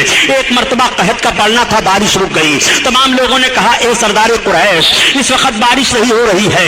आका करीम सल्लल्लाहु अलैहि वसल्लम को लेकर के आपके दादा जान खाने काबा में गए और सरकार के वसीले से दुआ मांगते हैं, फौरन बादल छा गया, बारिश होने लगी। आका करीम सल्लल्लाहु ताला अलैहि वसल्लम से इस कदर दादा जान को मोहब्बत है। सारे अरब के लोग देख रहे हैं और कह रहे हैं कि किसी दादा को अपने पोते से इतनी मोहब्बत नहीं है जितनी सरदार कुरैश को मोहम्मद इब्न अब्दुल्लाह से मोहब्बत हो गई है। 8 बरस का अरसा गुजरने वाला है, लेकिन जब मेरे सरकार की उम्र शरीफ 7 बरस की थी तो मक्का में एक कबाइली झगड़ा हो गया था। यानी मक्का शरीफ से बाहर जो आबादियां थी और मक्का में जो आबादियां थी उनसे झगड़ा हो गया। मक्का शरीफ के बाहर वाले मक्का वालों पर हमला आवर हो गए। मेरे आका सल्लल्लाहु अलैहि वसल्लम की 7 बरस की उम्र शरीफ है जब कबाइली इख्तिलाफ में आका करीम सल्लल्लाहु अलैहि वसल्लम के साथ तमाम लोग निकले, मक्का के सरबराह लोग सरदार कुरैश की मायत में वतन की हिफाजत के लिए। तो मौरिख बयान करता है कि वतन की हिफाजत के लिए पहला यह मौका था 7 बरस की उम्र में जब मोहम्मद सल्लल्लाहु ताला अलैहि वसल्लम निकल करके अपनी कौम के साथ और वतन की हिफाजत का पैगाम दे रहे थे और दुश्मनों को पीछे ढकलने के लिए ऐलान कर रहे थे। मैं अर्ज करना चाहता हूँ, हे मुसलमानों, तुम उस नबी का कलमा पढ़ने वाले हो जिस नबी ने 7 बरस की उम्र शरीफ में वतन की हिफाजत का पैगाम दिया है और वतन की हिफाजत के लिए कौम के साथ साथ आगे आगे रहे हैं। मैं अर्ज करना चाहता हूँ, उस नबी के उम्मती कभी भी वतन के गद्दार नहीं हो सकते हैं। हम वतन के वफादार हैं। हमने अपने वतन को अपने खून से सींचा है। हमने अपने वतन की हिफाजत अपने खून से की है। हमने हर जगह पर यही ऐलान किया था। जब कारगिल और पाकिस्तान का मामला चल रहा था तो ये ऐलान किया था कि अगर कारगिल के बदमाशों ने हमारे हिंद की जमीन को जबरदस्ती एक बालिश की बर ले ली तो हिंदुस्तान का मुसलमान अपने सर पर कफन बांध करके निकलेगा और पाकिस्तान को 1 इंच भी नहीं घुसने देगा। इसलिए कि हम उस रसूल के कलमा पढ़ने वाले हैं। वतन की حفاظت کا پیغام دیا ہے، اور وطن کی حفاظت کرنا اور وطن سے محبت کرنا یہ بھی ہمارے لیے ضروری ہے، لازم ہے۔ محمد رسول اللہ صلی اللہ تعالیٰ علیہ وسلم کا یہ پیغام ہے، 7 برس کی عمر شریف میں وطن کی حفاظت کا پیغام نبی کونین صلی اللہ تعالیٰ علیہ وسلم نے دیا ہے۔ ہم اس رسول کے کلمہ پڑھنے والے ہیں۔ میرے سرکار کی عمر شریف 8 برس کی ہو جاتی ہے، اور جب سرکار کی عمر شریف 8 برس کی ہوئی تو آپ کے دادا جان کے انتقال کا وقت ہو گیا۔ آپ کے دادا جان نے اپنے تمام بچوں کو بلایا، ابو لہب آ جا، حضرت عباس آ گئے، حضرت امیر حمزہ آ گئے، حضرت علی کے باپ ابو طالب آ گئے، یہ سب کے سب پہنچ گئے۔ حضرت عبد المطلب نے کہا دیکھو تم لوگوں کو معلوم ہے کہ میں کتنی محبت کرتا ہوں محمد سے۔ لوگوں نے کہا ہاں۔ کہا اب دیکھو میرے جانکنی کا وقت ہے، میں دنیا سے جانے والا ہوں، میں چند لمحے کے لیے اور دنیا میں ہوں، کون ہے جو اس میرے پوتے کی خدمت کرے گا؟ اتنے میں ابو لہب بول پڑا کہ میں ان کی خدمت کروں گا۔ حضرت عبد المطلب نے فرمایا نہیں میں تجھے نہیں دوں گا۔ تب تک حضرت حمزہ بول پڑے، آپ نے فرمایا نہیں ابھی تم چھوٹے ہو۔ تب تک حضرت عباس عرض کرنے لگے، آپ فرماتے ہیں نہیں تم کثیر العیال ہو۔ تب تک حضرت علی کے باپ ابو طالب بول پڑے اور کہنے لگے ابا ان کی خدمت میں کروں گا۔ حضرت عبد المطلب نے سرکار کے دست پاک کو لیا اور حضرت علی کے باپ ابو طالب کے ہاتھ میں دے دیا، کہا بیٹا ان کی خدمت کرتے رہنا، تمہیں معلوم ہے کہ مجھ کو ان سے کتنی محبت ہے۔ یہ کہتے ہوئے آپ کے دادا کی آنکھیں بند ہو گئیں اور روح کب سے انسری سے پرواز کر گئی۔ دادا جان کا انتقال ہو گیا۔ 8 برس کی عمر شریف سرکار کی ہے۔ میرے آقا کی نگاہیں نبوت بھیگ جاتی ہیں، آنسو گرنے لگتے ہیں، سرکار بہت رو رہے ہیں، آنسو بہ رہے ہیں۔ دادا کا جنازہ تیار ہوا، اس وقت نماز جنازہ فرض نہیں تھی، نہیں پڑھی جا رہی تھی، لے جا کر کے دادا کے جنازے کو دفن کر دیا گیا۔ ساتھ ساتھ میرے آقا بھی تشریف لے جا رہے ہیں اور اپنے ہاتھ سے سرکار اپنے دادا کے قبر انور پر مٹی ڈال رہے ہیں۔ یہ کیسا وقت رہا ہوگا جب میرے سرکار 8 برس کی عمر میں اپنے دادا جان کی قبر پر مٹی ڈال رہے ہوں گے۔ میرے سرکار کے نبوت والے ہاتھوں کو ملاحظہ فرمائیے۔ سرکار دو عالم صلی اللہ تعالی علیہ وسلم کی خدمت اب آپ کے چچا حضرت علی کے باپ ابو طالب کر رہے ہیں۔ ابو طالب کو بھی سرکار سے بڑی محبت ہے، ہر موڑ پر سرکار کا وہ ساتھ دے رہے ہیں، ہر قدم پر سرکار کا ساتھ دے رہے ہیں۔ جب تک سرکار نہیں کھانا تناول فرما لیتے تب تک حضرت علی کے باپ بھی نہیں کھاتے تھے، ہر لمحہ ہر سیکنڈ آپ کی خدمت کا لحاظ کیا کرتے تھے۔ میرے آقا صلی اللہ تعالی علیہ وسلم کی عمر شریف آگے بڑھتی چلی جا رہی ہے اور سرکار کی امانت و دیانت بھی مکہ والے دیکھ رہے ہیں۔ دیکھنے کے بعد تعجب کرنے لگتے ہیں، کہنے لگتے ہیں کہ اتنا شریف اور اتنا اچھا بچہ ہم لوگوں نے آج تک نہیں دیکھا۔ ان کے چلنے کا انداز بھی نرالا ہے، بات چیت کرنے کا بھی عجیب طریقہ ہے، ان کی طرح سے کوئی بات نہیں کرتا ہے اور ان کی طرح سے کوئی بولتا نہیں ہے۔ پورے مکہ والے اپنے اپنے بچوں کو کہا کرتے تھے کہ تم ایسے اٹھا بیٹھا کرو اور اپنے باپ دادا کے ساتھ پیش آیا کرو جیسے محمد بن عبداللہ پیش آیا کرتے ہیں۔ اس طرح سے ان کی زبان پر جملے جاری ہوا کرتے تھے۔ انہیں کیا خبر ہے کہ قوم کے سارے بچوں کو انہی کے نقش قدم پر چلنے کے بعد زندگی کا طریقہ معلوم ہوگا، پوری قوم انہی کے نقش قدم پر چلے گی تو ان کو زندگی کا معراج حاصل ہو جائے گا، وہ اپنے مقصد و زندگی کو حاصل کر لیں گے۔ انہیں نہیں معلوم ہے آقا کونین صلی اللہ تعالی علیہ وسلم کی عمر شریف آگے بڑھتی چلی جا رہی ہے۔ بتایا جاتا ہے کہ میرے سرکار کی عمر پاک 12 برس کی ہو گئی تو ایک روز آپ نے چچا جان سے فرمایا اے چچا جان آپ کے اوپر اخراجات بہت ہیں، ذمہ داریاں بہت ہیں، اگر آپ اجازت دیں تو تجارت کرنے کے لیے میں بھی آپ کے ساتھ چلوں۔ حضرت علی کے باپ ابو طالب فرماتے ہیں کہ بیٹا میں آپ کو حکم نہیں دے سکتا لیکن چلنا چاہتے ہو تو ٹھیک ہے۔ چنانچہ تجارت کا سامان تیار ہوا اور سارے تاجر تیار ہوئے، میرے آقا بھی تیار ہو گئے۔ اب اس تجارتی قافلہ کے ساتھ میرے سرکار جا رہے ہیں۔ جب تجارتی قافلہ والوں کو پتا چلا کہ محمد بھی ہمارے ساتھ چل رہے ہیں تو پورا قافلہ بہت خوش تھا کہ آج بابرکت بچہ ہم لوگوں کے ساتھ چل رہا ہے، آج ان کے چلنے سے ہماری تجارت میں برکت ہوگی۔ چنانچہ تجارتی قافلہ رواں دواں چلا جا رہا ہے۔ جب شام ملک کے قریب تجارتی قافلہ پہنچا اور ایک جگہ اپنا پڑاؤ ڈالا تو وہاں ایک گرجا گھر تھا۔ گرجا گھر کے اندر سے ایک راہب نکلا اور نکلنے کے بعد اس نے پورے تجارتی قافلہ والوں کو دیکھا اور دیکھنے کے بعد پوچھا یہ بتاؤ اس تجارتی قافلہ کا سردار کون ہے؟ کسی نے ابو طالب کی طرف اشارہ کر دیا کہ یہ ہیں۔ وہ گرجا گھر کا راہب ابو طالب کے پاس پہنچتا ہے اور پوچھتا ہے یہ بتائیے کہ یہ لڑکا کس کے ساتھ میں ہے؟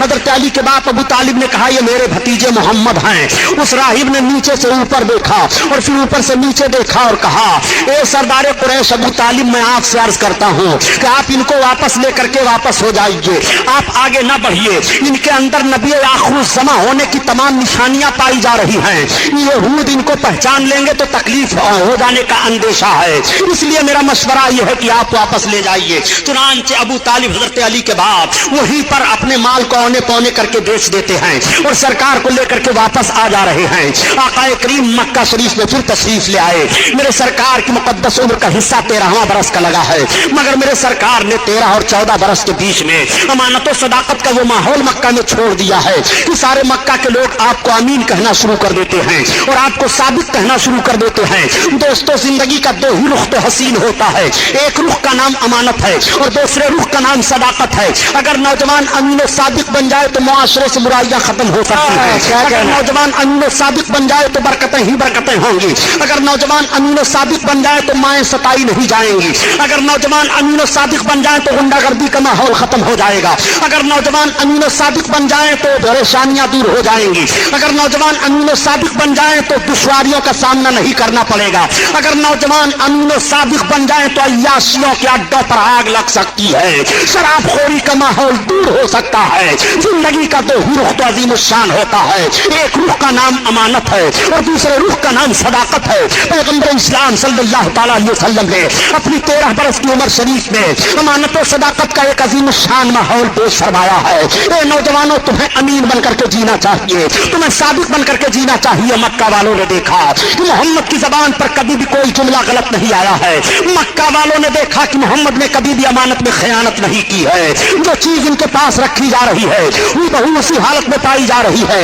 जो वो कह रहे हैं सच कह रहे हैं, कभी उनकी जबान पर गलत अल्फाज नहीं आए हैं। इस बुनियाद पर आप साबित कहे जा रहे हैं, आपको अमीन कहा जा रहा है। मेरे सरकार इतने रहम दिल हैं कि एक रोज मेरे आका मक्का की गलियों से गुजर रहे थे, एक नौजवान अपनी बीवी को मार रहा था। सरकार की निगाह पड़ी, आका ने फरमाया, खबरदार तुम औरत को ना मारो। क्या तुम औरत को मार रहे हो? तुम नौजवान हो, वो तुम्हारी बीवी है, तुम अपनी औरत को मार रहे हो।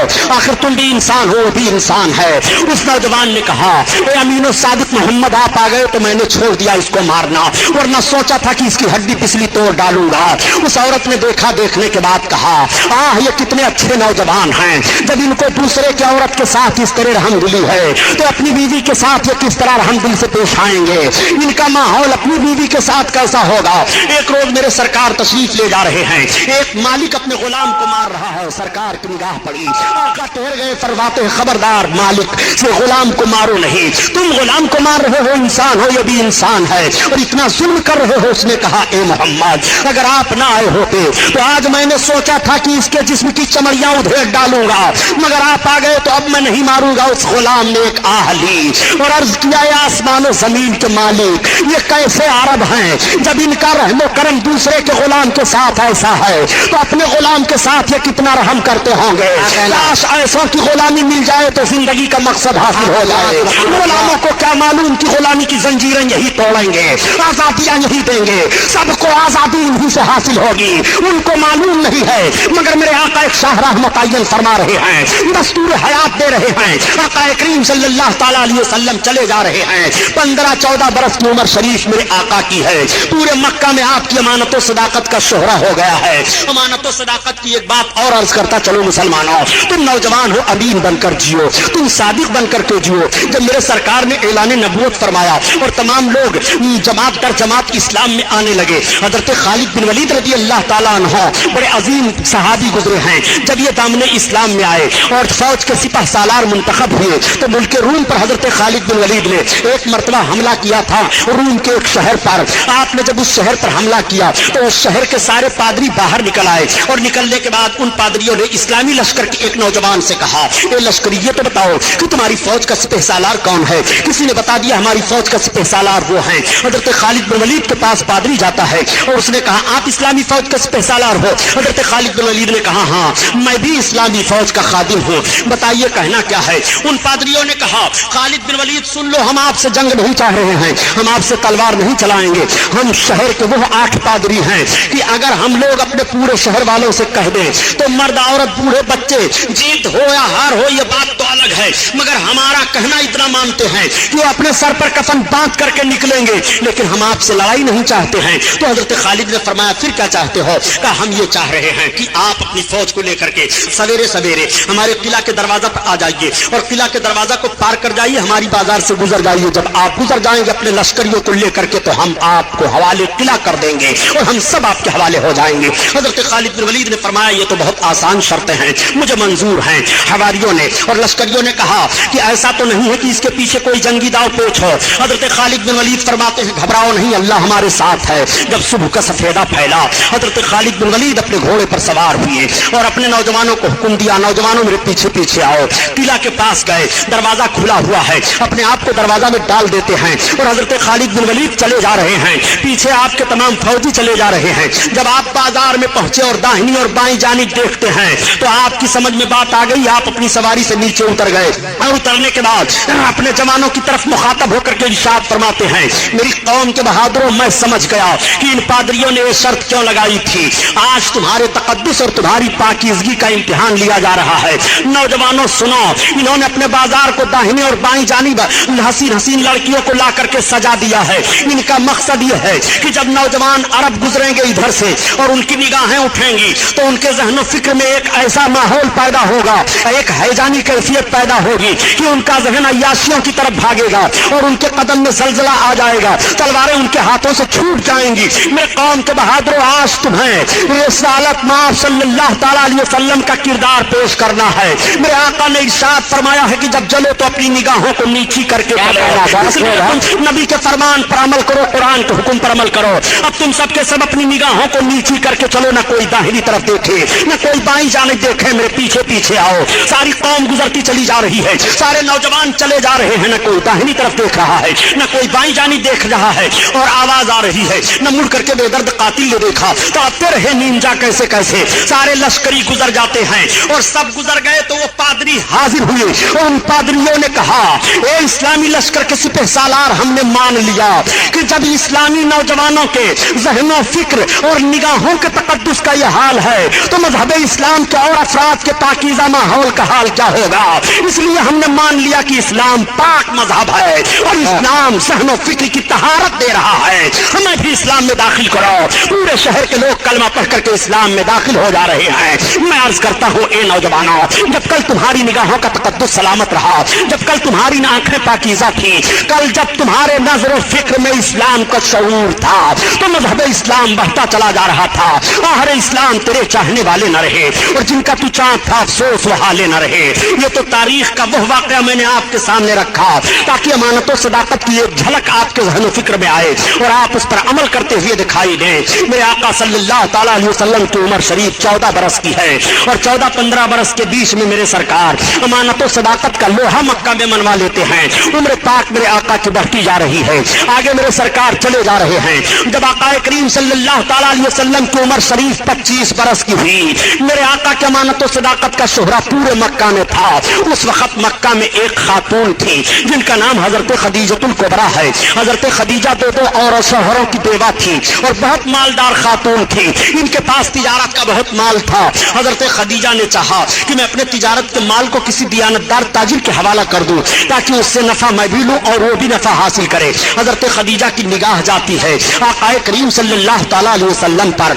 हजरत खदीजा की जब निकाह सरकार पर गई और हजरत खदीजा ने सरकार से राहो रस्म पैदा किया तो अपने माल तिजारत को हजरत खदीजा ने दे दिया और अपने गुलाम को भी साथ में कर दिया कि इनके साथ तिजारत करने के लिए जाओ, इनकी हुक्म अदूली न करना और इनके हर हर कदम पर इनका हुक्म मानना। गुलाम भी साथ हो लेता है। मेरे सरकार तिजारती काफिला के साथ 25 बरस की उम्र शरीफ है, हजरत खदीजा के तिजारत के माल को लेकर के जा रहे हैं। मेरे सरकार जब माल तिजारत को लेकर के गए और मंडी में पहुंचे तो सबसे पहले आपका माल बिका, सबसे ज्यादा आपके माल में नफा हुआ।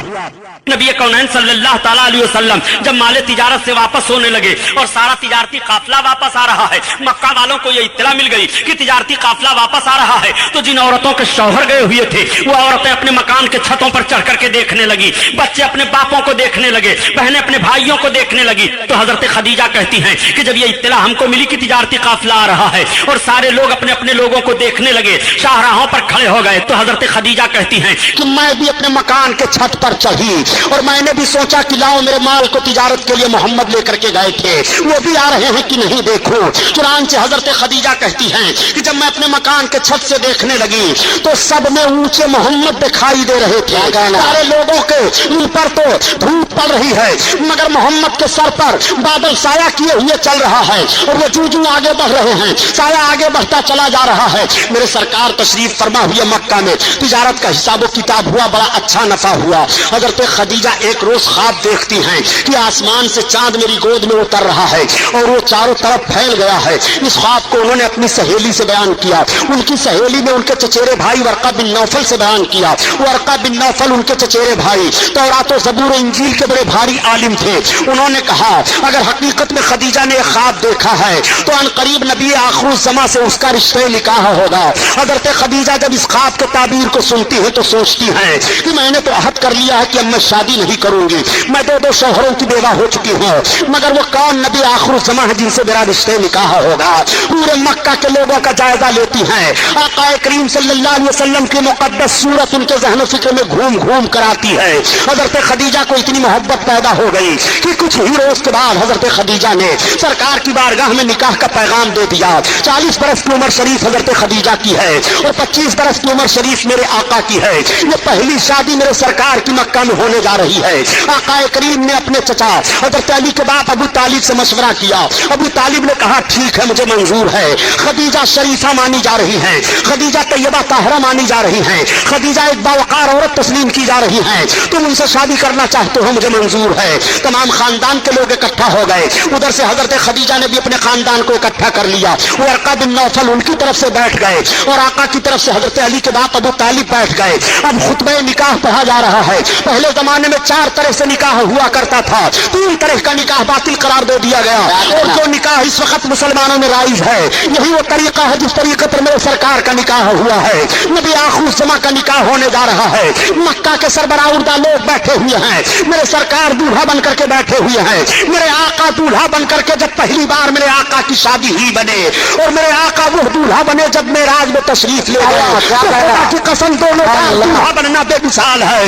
आला हजरत अजीमुल बरकात मेराज में दूल्हा बनने का नक्शा यूं खींचते हैं कि वो सरवारे की सुवारे रे सालात जो अर्श पे जलवागर हुए थे और नए निराले तारब के सामा अरब के मेहमान के लिए थे। अल्लाह अल्लाह आका करीम सल्लल्लाहु ताला अलैहि वसल्लम दूल्हा बने।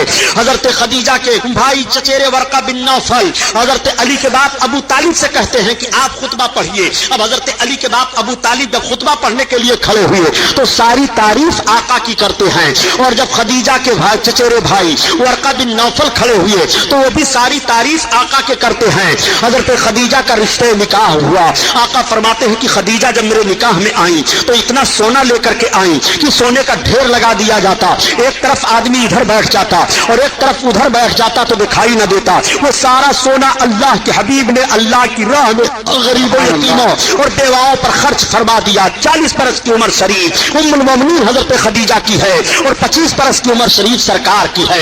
मेरे आका ने जब इज़्दिवाजी जिंदगी पेश फरमाई है और प्यारो मोहब्बत का पैगाम नशर फरमाया है तो मक्का की औरतों ने अपने शौहरों को चैलेंज कर दिया कि तुम्हें ऐसी जिंदगी गुजारनी चाहिए जिस तरह से मोहम्मद अपनी बीवी खदीजा के साथ जिंदगी गुजार रहे हैं, किस तरह से प्यारो मोहब्बत से गुजार रहे हैं, कोई शिकायत नहीं हो रही है। आका करीम सल्लल्लाहु अलैहि वसल्लम की मुक़द्दस जिंदगी आगे बढ़ती चली जा रही है। हजरत खदीजा से बच्चे पैदा हुए। हजरत फातिमातुज़ ज़हरा हजरत खदीजा ही की बच्ची हैं। आका करीम सल्लल्लाहु ताला अलैहि वसल्लम की उम्र शरीफ अब 40 बरस की हो गई है। इस अरसा में मेरे सरकार तिजारत कर रहे हैं। इस अरसा में मेरे सरकार एक इज़्दिवाजी जिंदगी पेश फरमा रहे हैं। ऐसा खुशगवार माहौल दे रहे हैं कि मक्का के नौजवान और मक्का के सारे लोग देख देख करके अपनी जिंदगी को उसी नक्शे कदम पर मुरतब करना चाह रहे हैं। आका की उम्र शरीफ जब 40 बरस की हो गई तो मेरे सरकार को इबादत का शौक बढ़ा हुआ है। सरकार इबादत फरमाने के लिए गारे हेरा में पहाड़ी में तशरीफ ले जाया करते थे जिसको आजकल जबल नूर कहा जा रहा है। सरकार उस पहाड़ी पर चढ़ करके उस पहाड़ी में एक खोह है, उस खोह में जलवा अफरोज होकर के अपने रब को याद किया करते थे। मैं जब हज करने के लिए गया था प्यारे, मैंने अंदाजा लगाया कि गारे हेरा इतनी ऊंचाई पर है। इस वक्त तो राह बना हुआ है, होटल बने हुए हैं, खाने पीने की सहूलतें हो गई हैं, मगर आज से 1400 बरस पहले इसका माहौल क्या रहा होगा, ये पहाड़ी किस तरह से रही होगी। मेरे सरकार सल्लल्लाहु ताला अलैहि वसल्लम इतनी ऊंचाई पर क्या तशरीफ ले गए इबादत फरमाने के लिए। और भी मक्का में तो पहाड़ियां हैं, लेकिन देखने के बाद सिर्फ अंदाजा ये लगा और ये बात सही है कि मेरे सरकार जहां बैठ करके इबादत कर रहे थे गारे हेरा में, अगर वहां से देखा जाए तो काबा दिखाई दे रहा है।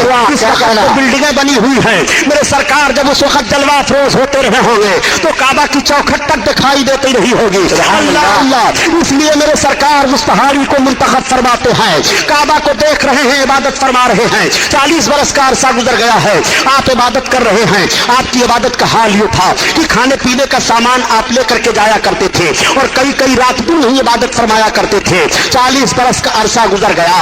अल्लाह ताला की तरफ से हजरत जिब्रील अलैहिस्सलाम को हुक्म हुआ, जिब्रील मेरे महबूब की बारगाह में वही लेकर के जाओ और मेरे महबूब को हुक्म सुनाओ कि अपनी नबूवत और रिसालत का ऐलान करें, मेरे तौहीद का ऐलान करें, वहदानियत का ऐलान करें। आज कुछ लोग कह दिया करते हैं कि 40 बरस के बाद मोहम्मद को नबूवत मिली है। मैं अर्ज करता हूँ, जुमला संभालो, कलम संभालो, ताकि ईमान का जनाजा न निकल ले पाए। नबी को 40 बरस के बाद नबूवत नहीं मिलती है, बल्कि नबी को 40 बरस के बाद ऐलान नबूवत का हुक्म मिलता है।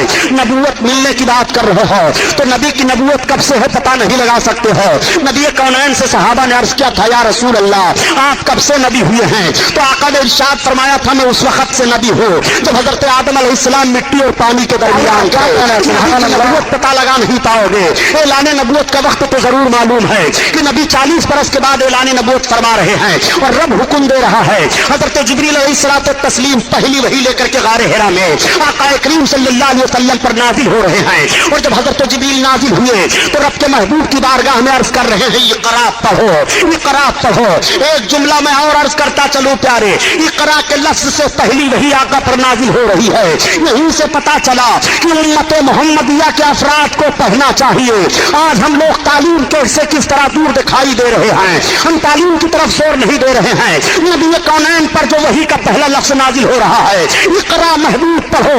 आका फरमाते हैं, माना बेकारी में पढ़ने वाला नहीं हो, माना बेकारी में पढ़ने वाला नहीं हो। आका करीम ने जब ये फरमाया तो हजरत जिब्रील अलैहिस्सलाम ने दबोचा। अल्लाह के हबीब सल्लल्लाहु ताला अलैहि वसल्लम से फिर अर्ज करते हैं, इक़रा बिस्मि रब्बिकल लज़ी, अपने रब के नाम से पढ़िए। जैसे रब का नाम लेना था सरकार ने पढ़ना शुरू किया। अब हजरत जिब्रील अलैहिस्सलाम गए, अल्लाह के हबीब सल्लल्लाहु अलैहि वसल्लम तशरीफ लाए और अपनी बीवी हजरत खदीजा से फरमाते हैं, ज़म्मिलूनी ज़म्मिलूनी, मुझे कंबल ओढ़ाओ, कंबल ओढ़ाओ, मेरे जिस्म पर लर्जा तारी है, मुझे कुछ खशियत लग रही है, मैं कुछ खौफ सा महसूस कर रहा हूँ। इतना सुनना था कि हजरत खदीजा ने कंबल ओढ़ा दिया और अर्ज किया, मेरे सरताज आप घबराएं नहीं, आप पर कोई खौफ नहीं होगा। आप सिला रहमी करते हैं, आप यतीमों की देखभाल करते हैं, आप बेवाओं की खबरगिरी करते हैं। हजरत खदीजा ने सरकार को लिया और अपने चचेरे भाई वर्का बिन नौफल के पास फिर गई और सारा माहौल बयान कर देती हैं। हजरत वर्का बिन नौफल ने कहा, ऐ काश मैं उस वक्त होता जब आपकी उम्मत आपको निकाल देगी अपने वतन से। और ये जो कैफियत आप बयान दे रहे हैं ये तो वही नाजिल होने की कैफियत है। आका फरमाते हैं, क्या मेरी कौम मुझको वतन से निकाल देगी? वर्का बिन नौफल ने कहा, हाँ, हर पैगंबर के साथ सख्ती की गई है। ये कह करके वो खामोश हो गए। आका करीम सल्लल्लाहु अलैहि वसल्लम तशरीफ लाए। अब कुछ रोज के लिए वही का सिलसिला बंद है। आका सल्लल्लाहु अलैहि वसल्लम पर फिर जब दोबारा वही नाजिल हुई तो रब ने इरशाद फरमाया, महबूब अब अपने अकारिब को, अजीजों को, रिश्तेदारों को मुझसे डराओ, अपनी नबूवत और रिसालत का ऐलान करो, मेरी वहदानियत का ऐलान करो। अल्लाह के हबीब सल्लल्लाहु ताला अलैहि वसल्लम ने सारी कौम की दावत ली और दावत लेने के बाद सरकार ने दावत खिला दिया और खिलाने के बाद आका इरशाद फरमाते हो, मेरी कौम सुनो, मैंने किस लिए तुम्हें बुलाया है। आज मैं तुम्हें बताना चाहता हूँ, क़ूलू ला इलाहा इल्लल्लाह तुफ्लिहू, तुम ला इलाहा इल्लल्लाह पढ़ लो, फलाह पा जाओगे। मैं अल्लाह का रसूल हूँ। इस ऐलान का फरमाना था कि सारी कौम के लोग चले जा रहे हैं और कह रहे हैं, ये बात समझ में नहीं आ रही है कि मोहम्मद क्या कह रहे हैं, हम इस बात को समझ नहीं पा रहे हैं। मेरे सरकार ने फिर दोबारा दावत ली और दावत लेने के बाद पूरी कौम को दावत पेश की और दावत पेश करने के बाद इरशाद फरमाया, ये कौम क्या तुम्हें मालूम है मैंने किस लिए बुलाया है? कौम ने कहा, किस लिए बुलाए हो? आपने फरमाया, क़ूलू ला इलाहा इल्लल्लाह तुफ्लिहू इन्नी रसूलुल्लाह, तुम सबके सब कलमे तैयबा पढ़ लो, मैं अल्लाह का रसूल हूँ, फलाह पा जाओगे। ये ऐलान करना था कि कौम फिर भाग रही है। अल्लाह के हबीब सल्लल्लाहु ताला अलैहि वसल्लम ऐलान कर रहे हैं मगर कौम नहीं सुन रही है। मेरे सरकार ऐलान फरमा रहे हैं मगर कौम तवज्जो नहीं दे रही है। उस वक्त हजरत अबू बकर सिद्दीक मक्का से तिजारत करने के लिए तशरीफ बाहर ले गए थे। आपको रईस मक्का कहा जाता है। वो बाहर जा रहे थे और शाम के करीब पहुंचे। शाम हो गई थी, एक झाड़ियां पड़ी, उन झाड़ियों में एक गिरजा घर पड़ा। उस गिरजा घर के करीब आपने अपने गुलाम से फरमाया कि जाओ पूछ लो, तिजारत का सामान रात का वक्त हो गया है वहां रख दिया जाए और ये पूरा तिजारती काफिला यहीं आराम कर ले। जब आपका गुलाम जाता है और जाने के बाद राहिब के गुलाम से मिलता है तो राहिब राहिब के गुलाम ने कहा नहीं, हम इजाजत नहीं दे सकते हैं। अगर तुम इजाजत लेना चाहते हो तिजारत के सामान को रखने के लिए तो चलो हमारे आका के पास, राहिब के पास। खादिम आपका पहुंच जाता है गुलाम, और उसने जाकर के बताया। राहिब ने कहा किस मक्का से तुम आए हो? जो खजूरों के झुरमुट में आबाद है, हाँ हाँ, जो दो पहाड़ियों के दरमियान में है, हाँ। किस मक्का से तुम आए हो? वही मक्का जिस मक्का में जमजम है, हाँ, उसी मक्का से तुम आए हो।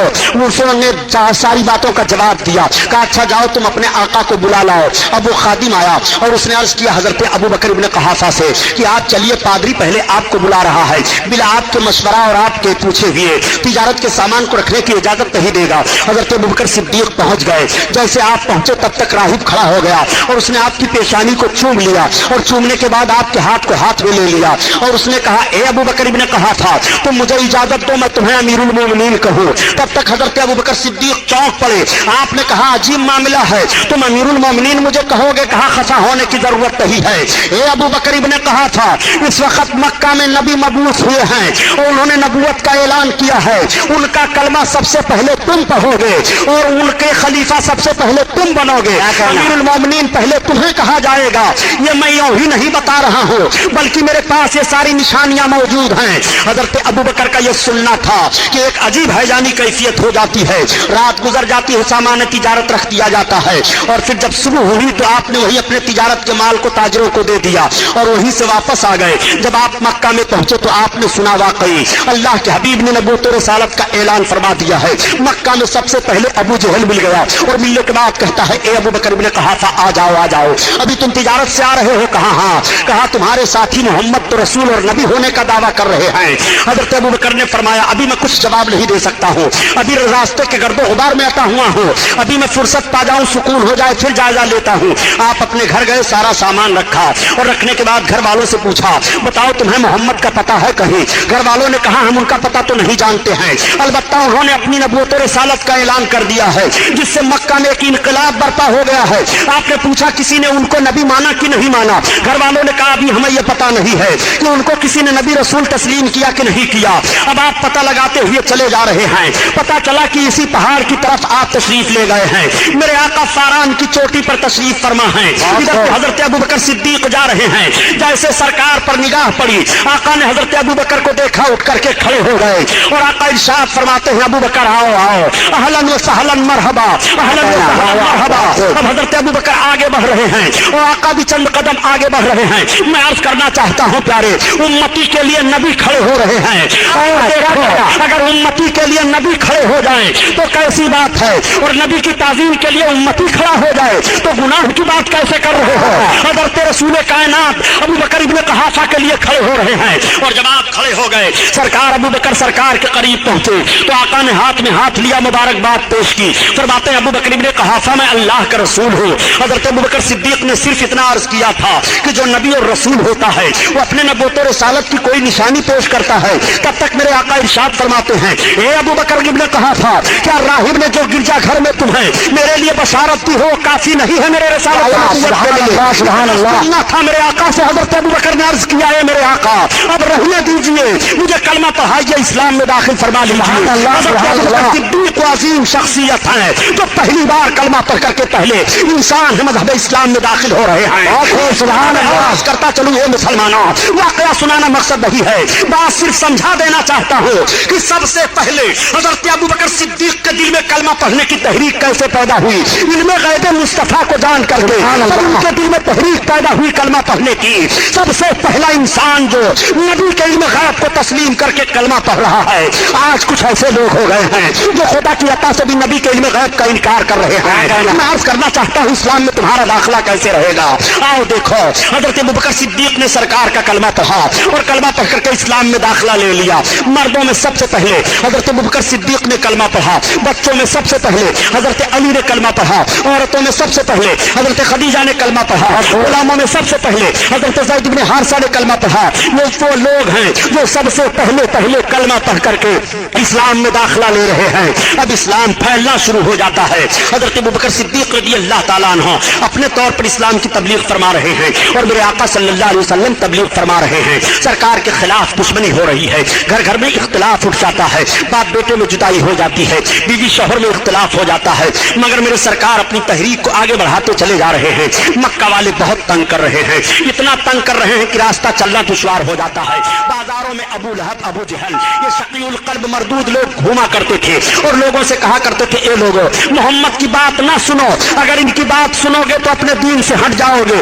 یہ اعلان کیا کرتے تھے. مگر میرے سرکار بھی رسالت کا پیغام پہنچایا کرتے تھے. ایک روز میرے سرکار آبادی سے باہر تشریف لے گئے ہیں. آقا کریم باہر تبلیغ فرما کر کے آ رہے ہیں. شام ہو رہی ہے کہ راستے میں ایک بوڑھی عورت آ رہی تھی. اس کا بوجھ باز وزنی تھا, وہ کبھی اپنے بوجھ کو لے کر کے چلتی کبھی رکھ دیتی, پھر کبھی لے کر کے چلتی کبھی رکھ دیتی. تب تک میرے سرکار قریب پہنچ گئے. آپ نے پوچھا بوڑھی خاتون کہاں جاؤ گے؟ اس نے اپنے منزل کی نشاندہی کر دی. آقا نے اس کے بوجھ کو سنبھال لیا. اب سرکار چل رہے ہیں اور وہ بوڑھی عورت چل رہی ہے. میرے آقا آہستہ آہستہ چل رہے ہیں تاکہ بوڑھی عورت کو تکلیف نہ ہونے پائے. اس خاتون نے پوچھا اے عرب کے شریف مرد, یہ تو بتاؤ کہ کس قبیلے سے تعلق رکھتے ہو؟ آقا نے فرمایا میرا تعلق قبیلے قریش سے ہے. وہ پوچھتی ہے قبیلے قریش میں ایسے ایسے لوگ ہیں, بڑے اچھے ہو.